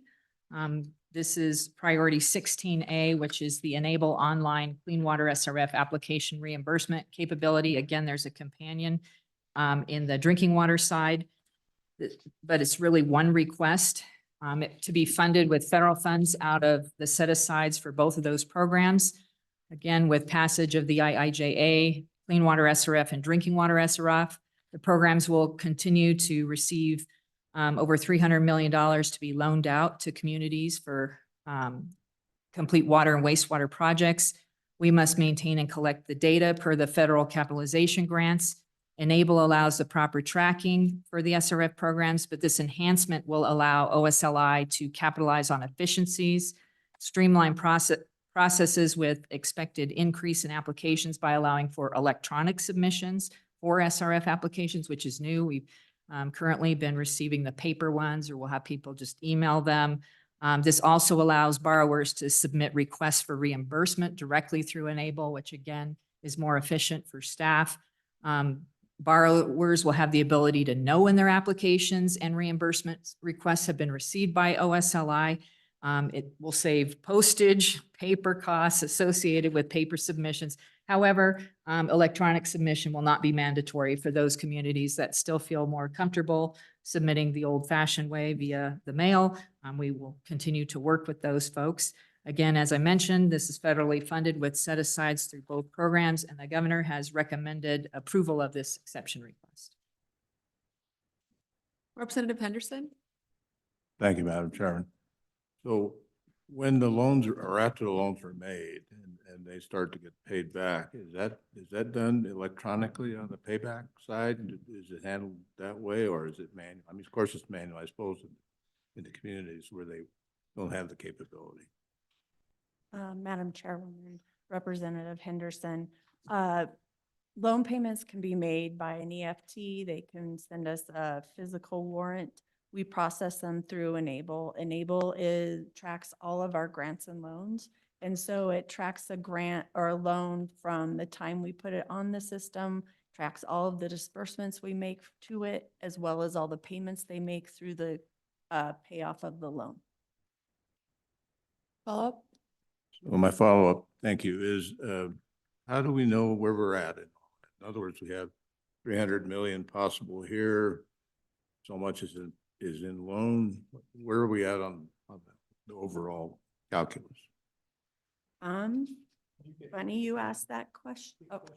Madam Chairwoman. Could you restate your name? My name is Beth Blackwell. I'm the Grants and Loans Manager for the office. So you are not Miss Sewell. No. Feel no, free to ma'am. correct me if I ever use the wrong name, particularly if I do it over and over and over again. So currently in our clean water program, we've made 202 loans totaling over $648 million. Currently 103 of them have paid off for $202. We currently have 71 in repayment for $221 million approximately. We have 28 currently dispersing for $225 million. And we approved some loans in December that we're working on closing. So you ask Miss Blackwell, she'll tell you. She will. Representative Larson? So Beth, in that process, try to think of an example. If your municipality, let's say that you had a water tower that was failing or leaking, how long in these funds would probably qualify the drinking water funds? How long would it take my community to then apply, get approval? I mean, is it a laborious process, or can that move fairly quickly? Madam Chairwoman, Representative Larson, It is very dependent on each applicant. If the applicant comes in and they have a good engineer and the engineer's leading them in the right direction and they know the process, it can go very quickly. However, we do require these applications to be submitted 120 days prior to a SLIB meeting because we have so much analysis that we have to do with these applications. Not only do we have to evaluate them for financial ability to repay a loan, but we also have to look at them as to the project. Is the project on the intended use plan? Are all the elements of the project eligible for SRF funding? Are the elements eligible for some of the special funding through SRF, like the Green Project Reserve that has 0%? And now we have emerging contaminant funds and lead line service funds. So those also come at 0%. So we try to work with our entities to ensure that when we give them a loan, it's at the best possible rate we can give them. Some of the things that our entities struggle with is if they haven't increased their rates recently, we may have to work with them to ensure that they raise their rates so that they can so that they have sufficient funds to service the debt. And that means we want an entity to be able to pay all their O&M. We want them to service all their debt, not just ours, because if someone's not getting paid, that's not good for anybody. We want to make sure all of their debt is paid. So they have to report all that debt, including their bonding. And then we have to verify that all of that's correct.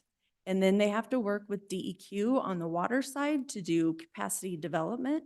This is proving that the system has the managerial, financial, and technical abilities to run the system.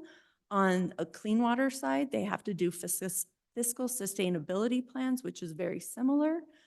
So there's a little work that has to be done. And a lot of times entities are steered away from the SRF program due to the federal requirements tied to it. However, if an entity is eligible for 75% principal forgiveness, receiving 75% of your loan forgiven is worth incurring some of those hardships and those federal requirements. We're working really hard on making these programs not scary. We're doing a lot of outreach, and we're trying to make our programs better. And with the current staff we have in the programs, I think we have great minds that are looking forward to do better things. Thank you. She will tell you. Apparently so. I would ask Ms. Blackwell. All right, Director, go ahead.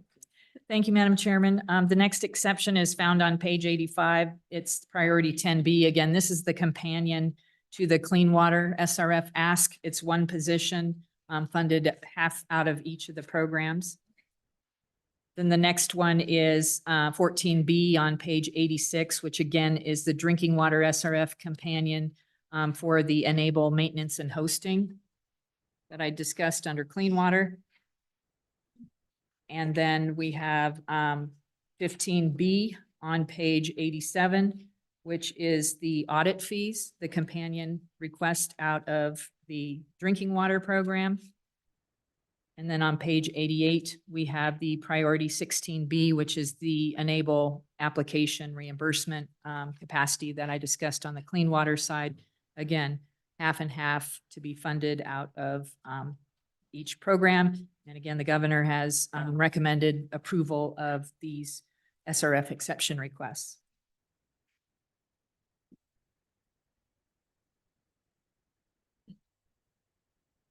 Madam Chairman, that brings us then to page 99. And I think we're getting into the forestry exception requests. And I know that we've already talked about priority 1B, but I would yield to State Forester Norris to take you through the forestry exception requests. Ms. Norris. Thank you, Madam Chairman. Just like the director said, we are in unit 0201. As we've already previously talked about, on page 99 is our exception request for ETS. So if you move on to page 101, that's the start of our exception request. Priority number 9, the Senior Grants and Contract Administration Specialist position. Since the last biennium, State Forestry has doubled the number of grants and agreements, including their value, while reporting requirements have increased 7-fold. Many of these grants require coordination with multiple federal agencies, cooperators, and subrecipients. The funding being received is directed to on-the-ground projects that positively impact Wyoming's forests, communities, landowners, and citizens. This request is to add one position at the BAGC 09 level to help state forestry meet our fiscal and administrative responsibilities with the increasingly complex workload of federal funding that is now more than $25 million. This will free up our statewide program managers to develop, support, and implement projects with many of our partners. This position is to be funded 75% through the federal funding we receive. We ask for 25% general funding to allow for administration responsibilities that will likely include certain wildland fire grants and agreements. Prior to this request, HRD reviewed the position's JCQ and believes it's classified appropriately. They have also provided an initial L number for the position should it be approved by the legislature. And the governor has also approved this exception request. Questions? All right, go ahead.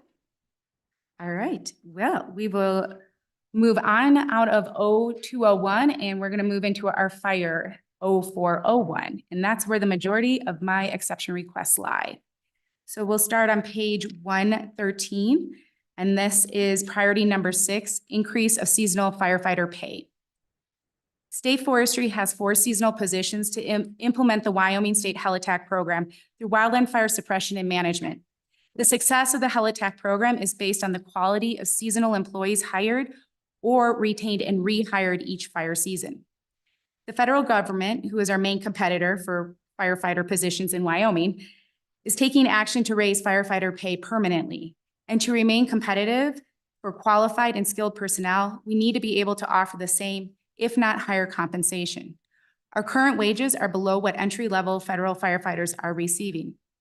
The ability to compensate these firefighters at federal levels or higher will allow state of Wyoming to recruit nationally and retain those that come to this program. This reduces the training time and adds to the performance and the cohesion of the crew. Even after accepting summer positions with state forestry, we have had firefighters accept permanent positions with the federal agencies, which leaves us trying to find a replacement with very little time left before the fire season begins. This additional funding will help us retain and, when necessary, recruit within a very short period of time our seasonal firefighters. Additionally, the current federal pay rates for the equivalent positions at the federal level were provided to ANI HRD for review. They did not provide any concerns related to our levels. Hold on here. Related to the 4 seasonal positions. The governor has also approved this exception request. Thank you, Ms. Norris. All right. Just as a notification to the committee and staff, we're just going to continue to work this agency. And then when we're finished with the Office of State Lands, that's when we'll break for lunch. Okay. So when you leave here, you get to actually leave. Okay, we did that. So I was curious with the is the TPO, is that, I don't understand the coding. So they're all TPO1s, but then are they the position classification, or are they different because the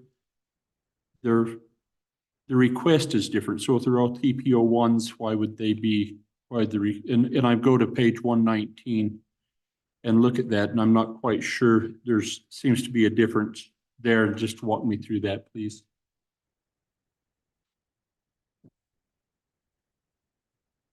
Ms. Norris? Hey, Madam Chairman, Representative. So the reason that there's different salaries there is because 2 of those TPO positions we hire on for 9 months. And then 2 of those positions we hire on for 6 months. Thank you. You're welcome.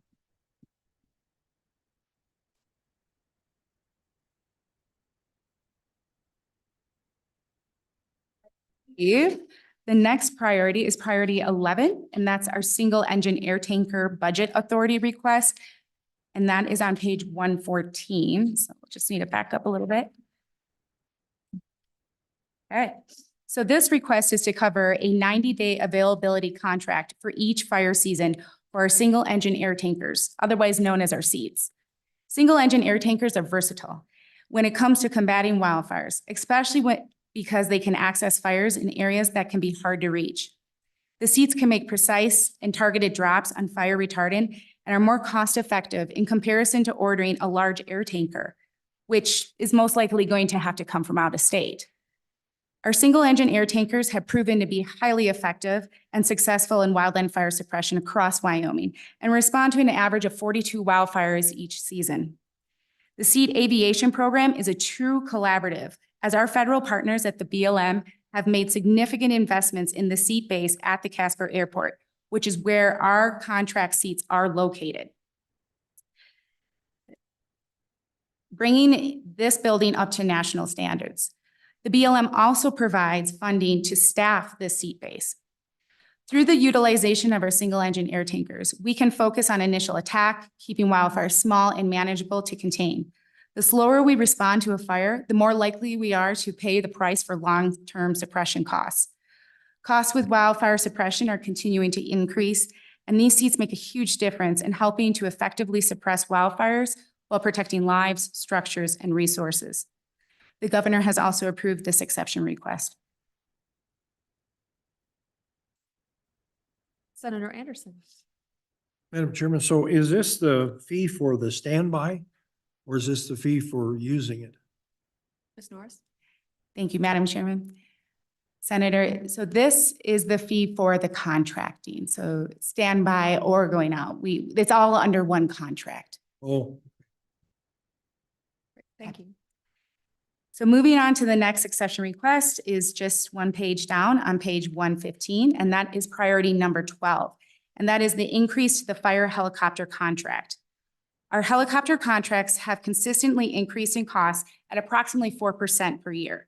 This is due to the increase in Jet A fuel costs, insurance requirements, and the overall cost of doing this hazardous line of work. To ensure qualified companies compete for our contractual needs, we need to have the funding that is appropriate with performance, qualifications, and experience that the program requires. State Forestry currently has one permanent employee, 4 seasonal employees, along with the commitment of 1 full-time employee and 2 detailers from local U.S. Forest Service National Forests to implement this highly successful and effective fire aviation program. This request is to cover the increased cost of the helicopter contract for the next biennium. Without adequate funding, contract lengths may need to be shortened, leaving Wyoming without sufficient fire response coverage during key periods of our fire seasons.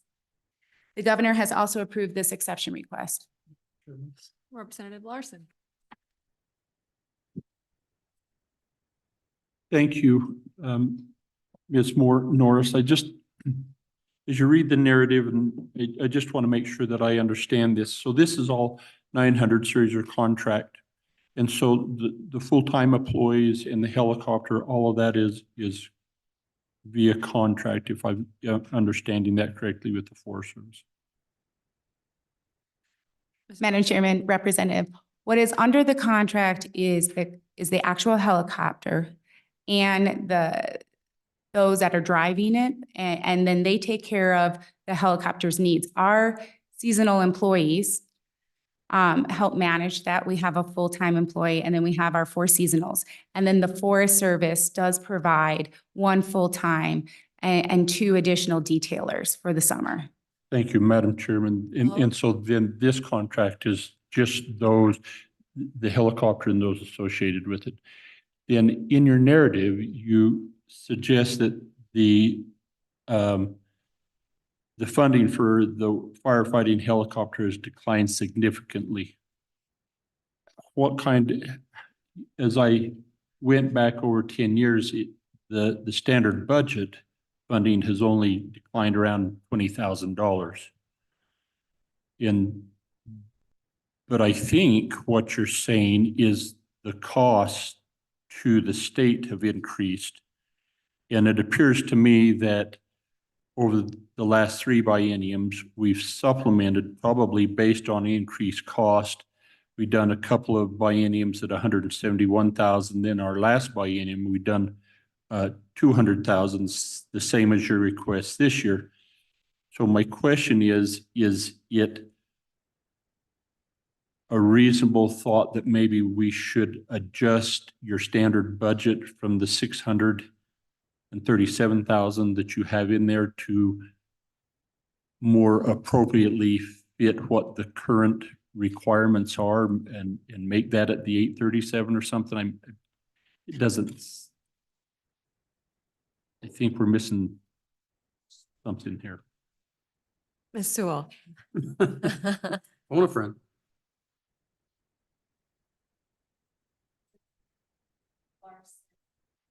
Should be green. There we go. The governor's recommendation is to put the 200,000 exception request as part of the standard budget. The 171,000 that you were referring to was exception requests for over the prior 2 or 3 bienniums, which the agency had asked to be part of the standard budget, but the governor recommendation had been to be one-time funding. And the 200,000 exception requests that you're seeing before you for this biennium budget request is the first time at 200,000. Prior to this request, it had been at 171,000. And we're making this, Madam Chairman, we're making this ongoing, so it would make that adjustment as I suggested to compensate for the change in. Thank you for the clarification. All right, Ms. Norris, go ahead. All right, well, thank you. I am done for now, and I'm going to pass this back over to the director. Great. Any questions for Ms. Norris right now? All right, seeing none, Director, go ahead.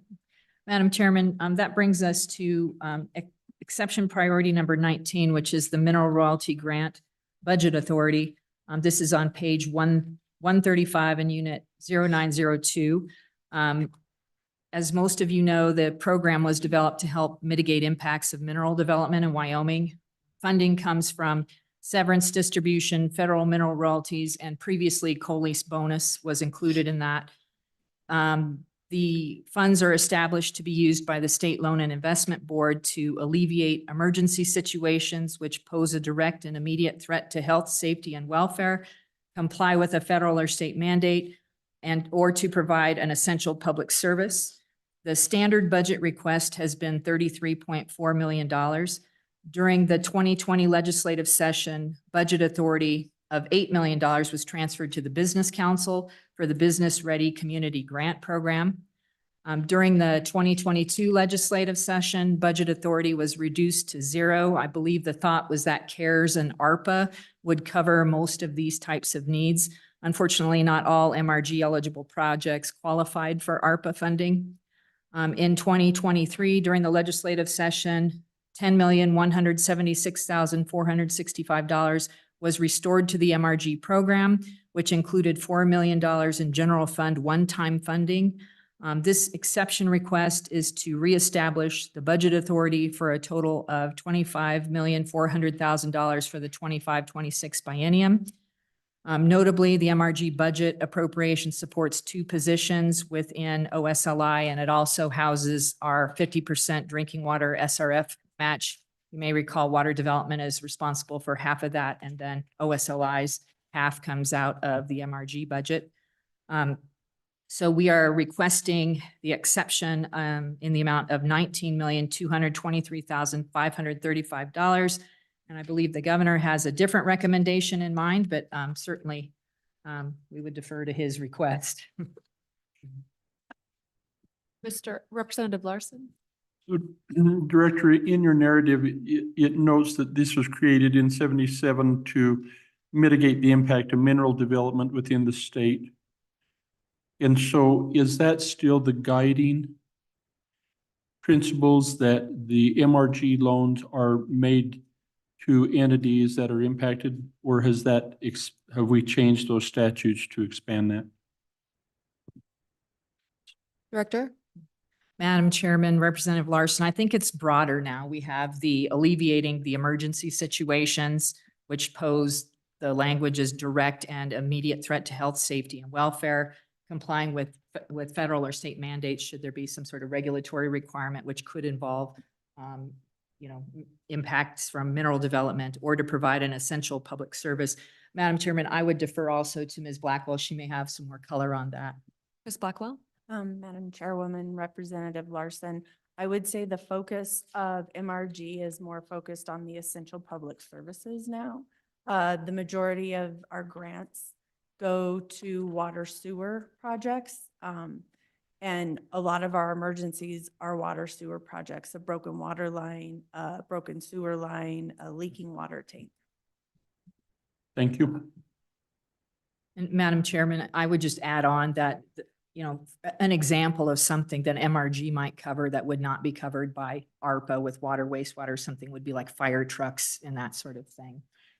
And Madam Chairman, I would just note that the narrative wouldn't suggest that. The narrative really has it quite much narrower than.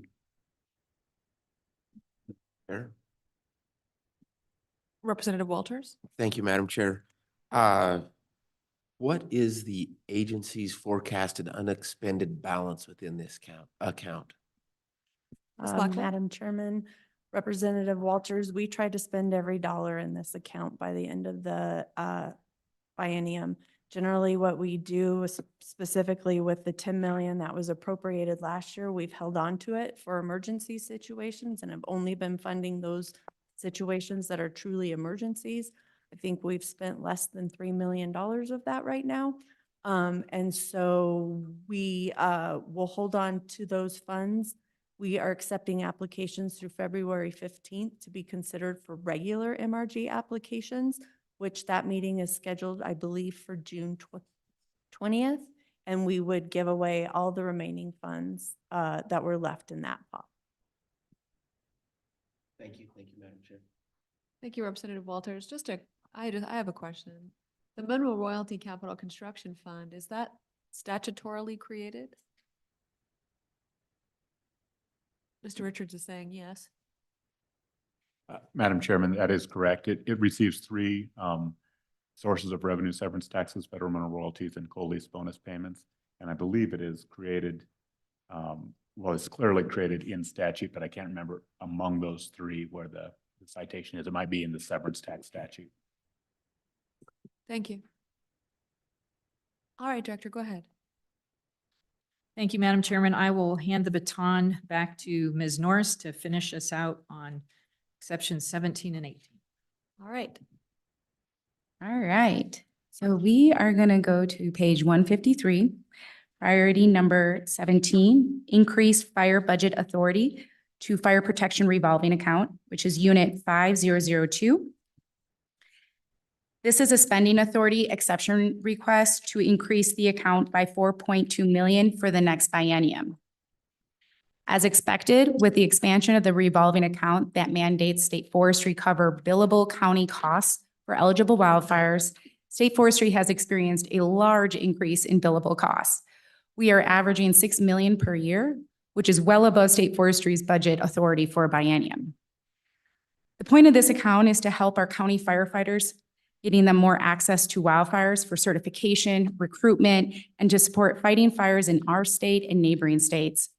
Instead of counties billing the U.S. Forest Service directly and waiting months to get paid back, state forestry audits and pays the counties in 1 to 2 months and then batch bills the U.S. Forest Service. Currently, the U.S. Forest Service takes about 2 to 3 months to repay state forestry. As Wyoming's recent fire seasons were quieter than the rest of the United States, this revolving account has become incredibly successful at getting county resources out helping other states. Just this past year, we had a Wyoming Type 3 team in Louisiana, in Idaho, Montana, and Utah. We average about 800 firefighters every season that are paid through this account. This keeps our firefighters current on their qualifications, while also being able to recruit additional firefighters and helping our capacity for suppression long-term. We had 2 B11 requests over the last biennium, and this request is to eliminate the need for a B11 request in future biennium. This request does not include general funds and was approved by the governor. Chair. Representative Walters? Thank you, Madam Chair. Just this account's always confounding to all of us. But if you'll note, at the end of June in 2023, the account was negative 775,000. And then at the end of December in 2023, it was negative 3.25 million. There is also a provision in the budget that allows a $20 million loan to avoid this account being negative. So I have a question and then a statement as well. But the question is, why isn't the loan mechanism being used? And then I'd also note that on page 154 here in your exception request that the governor has approved, you're requesting $4.3 million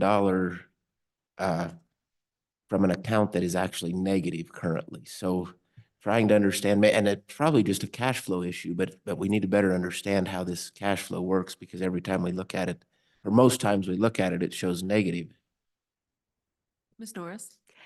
Madam Chair, Representative, this is a great question, and this is something in particular, fire accounting and our accounting are looking at to try and figure out how we can better get this account not as negative as it is. What is occurring is we have counties going out, then they're going out late. So what's happening is they're out all summer into the fall now on some of these fires, and then they're bringing us their bills, November, December, when they're back in their offices, and they batch bill us. And then we are going and batch billing the Forest Service because we get a much quicker turnaround with the Forest Service than our counties do if they were to send a bill to the Forest Service. What's happening is our Forest Service partners are still taking a while to replenish us. So we're the banker, as this account has us mandated to be. We pay the counties and then we wait for the Forest Service to pay us back. On our bills, we do request that they pay within 30 days. We start calling them at 30 days. We start calling them at 45. And we typically average around 45 days to 60 days in there to get paid back. But what you're seeing right now is us waiting. And so what we're going to do is we're going to hold off, and we communicate with the counties. We may not be able to pay them or as quickly to try and bring back that account back out of the negative a bit more and wait to get paid back. Representative Walters? Thank you. Thanks. Great explanation. My follow-up or my addition to that question is, in past testimony in years past, there's been some comments that we had bills that were 2 and 3 years out, waiting to be paid from federal partners. Do we being the state, have any of those kind of extremely lengthy outstanding bills still out there, or are we down to the pretty much 2 to 3 month range? Ms. Norris? Madam Chairman, Representative, that is another great question. Last year, we did a quick audit on this, especially because we knew we were going to be asking for a B11. And we do have one agency that does hold out our payments. It's the BIA. And so when we're having firefighters go into the BIA and put out fires, we are not getting paid in a timely manner. We have gone all the way up to national. They are starting to pay us, but this is a national issue for us. But their costs are not very, I believe, from what I can remember, it was less than $1 million. And so it was, but we're still having a few bills that are over a year out. Thank you, Ms. Norris. Go ahead. Okay, well, we are going to move on to our last priority, priority 18. We get to talk about good neighbor. All right, this is in Unit 6001, page 159. The Federal Good Neighbor Authority Program was authorized in the 2014 Farm Bill, revised in the 2016 and the 2018 Farm Bills. The authority allows states to partner with the United States Forest Service and the Bureau of Land Management to carry out authorized restoration activities on federal lands, utilizing the state's own processes and procedures. This exception request provides the spending authority for state forestry to collect and expend federal funding and does not include any general funds. The Good Neighbor Authority Program has continued to be a success. Since 2017, state forestry has contracted work through our state contracting system on over 11,000 acres on federal lands and sold about 32 million board feet of federal timber.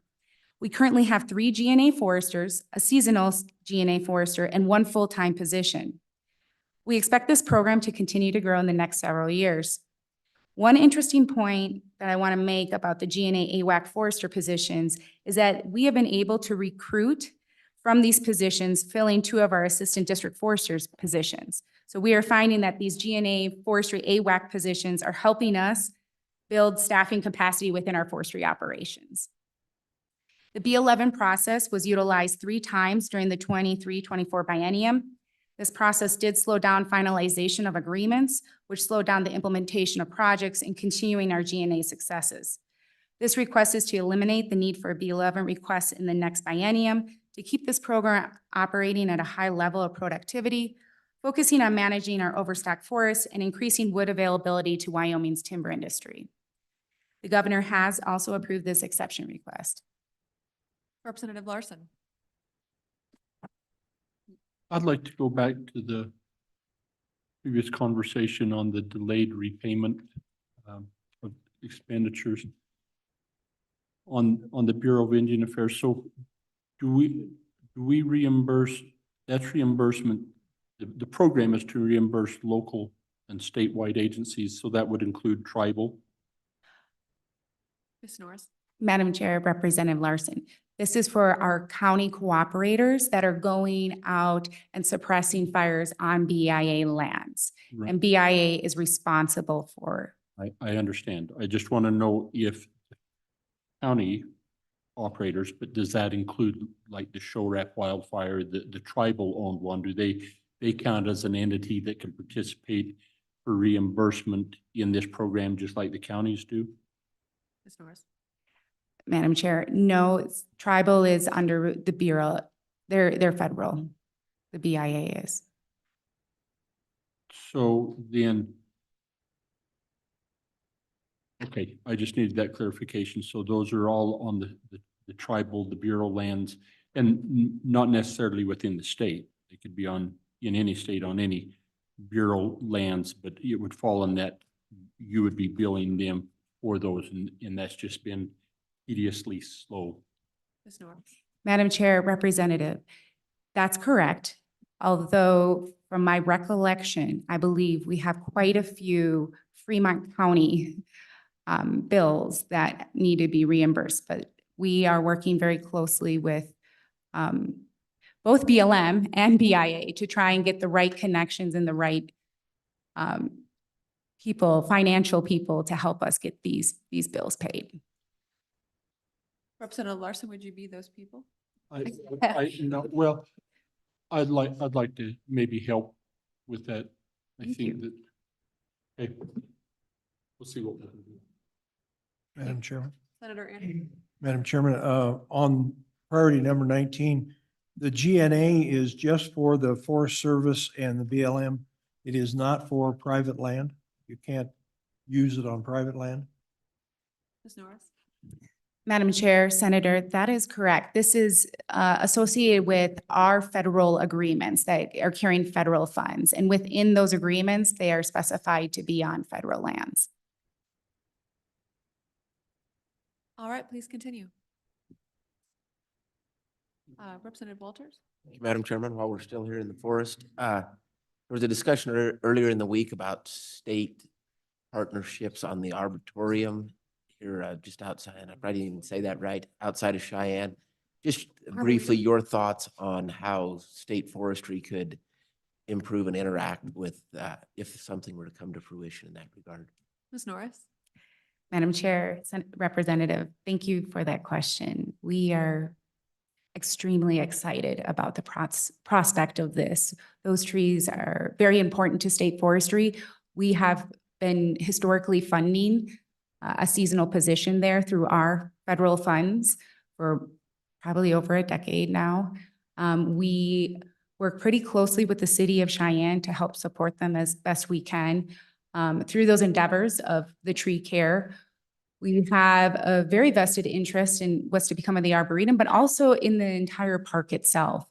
There's multiple things we see as opportunities for future grants when it comes to fuels mitigation work that needs to be done on that property. We've already gone out and looked at that. We are working with the Conservation District in particular. That's who we talked to about needing that inventory. Once we have that inventory done, we believe we're going to be able to better explain the workload, the needs that are there. There definitely is opportunity in the future when it comes to the greenhouse. That is a very long-term and vested workload that we would need to work with the city and obviously legislature on. Doing a greenhouse isn't cheap. And yet we're very interested in that. Once it's established in some sort of fashion, there is multiple grants for climate-ready trees.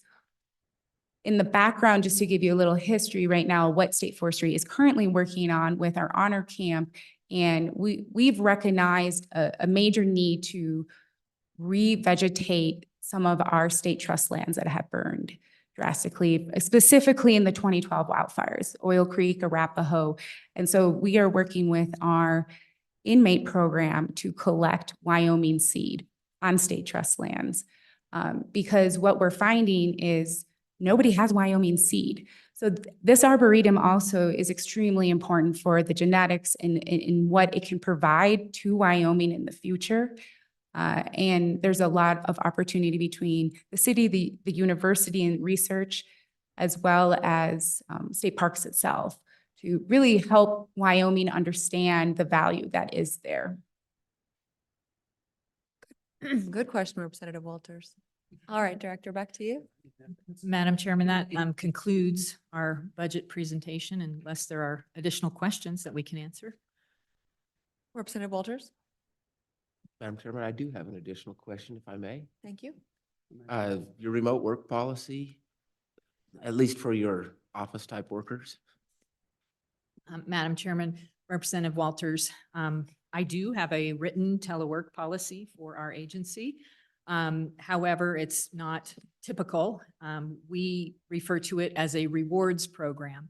The issue with state lands is, and investment side too, as you can imagine, is a lot of our documents and things are housed internally. They're not all digitized, or various databases and whatnot you can't access from externally to the state. So not all jobs are conducive to teleworking.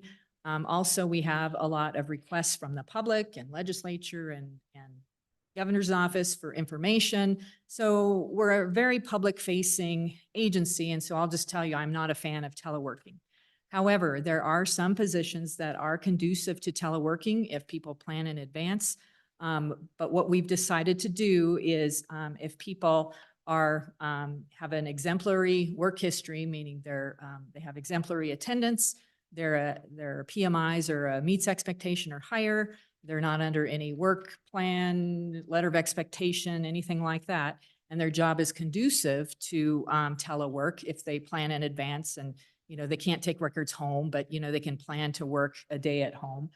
We limit them to, well, they must confer with their supervisor to make sure that we have adequate coverage in the office, and then they are able to do it 1 day per week, so a total of 4 per month. If at any time we see things slipping with respect to responsiveness to either internal staff or to the public, we start hearing things are going awry, the supervisor can pull that back at any time, as could I or the deputy, and on the forestry side, Ms. Norris could.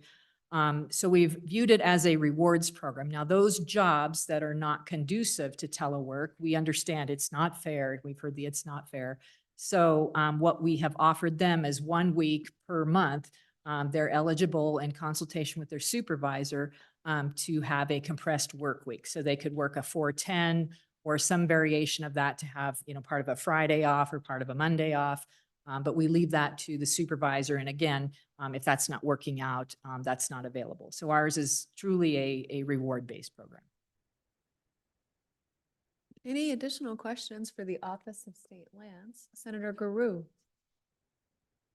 Thank you, Madam Chair. And I just want to first apologize that I was lured downstairs to another meeting and missed the entire presentation, and I did not want to. So I would, if I could ask a favor, the indulgence or sufferance of the committee. I don't want to take up any time today, but If possible, I can come home tonight and watch your presentation. I know I'm going to have a number of questions because I already have them, but want to hear what they had to say because maybe some of them will get answered, but then I'll write the questions. I'll submit them to the committee and to OSLI, and then maybe I can get an answer from next week.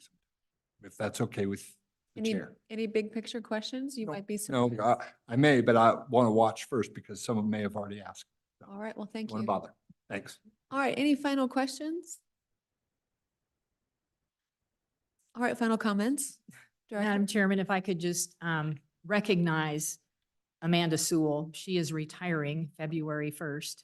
We are going to miss her greatly, so this will probably be her last budget hearing. She's kept us on task with the budget books, our timelines, our budgets themselves. I can't say enough about her. She's been fantastic. Some big shoes to fill, but wanted to congratulate Amanda on her retirement. Congratulations, Amanda. Thank you for your service.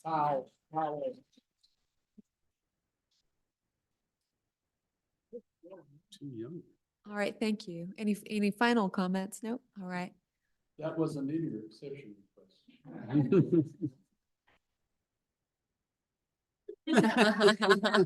She's retired. All right. Thank you. All right, with that committee, we will adjourn for lunch. We will come back at 1:30. I would say 1:25, but it'll be 1:30 in reality. So we'll just do 1:30. And at that time, we'll hear from the Wyoming Gaming Commission. So we'll adjourn for lunch or recess for lunch.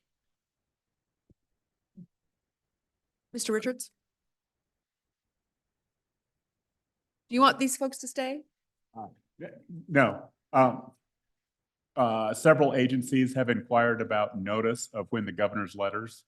He's bringing in several agencies that are able to answer questions. It appears to me it'll be at the 2:30 or very near that time. I think so. Thank you.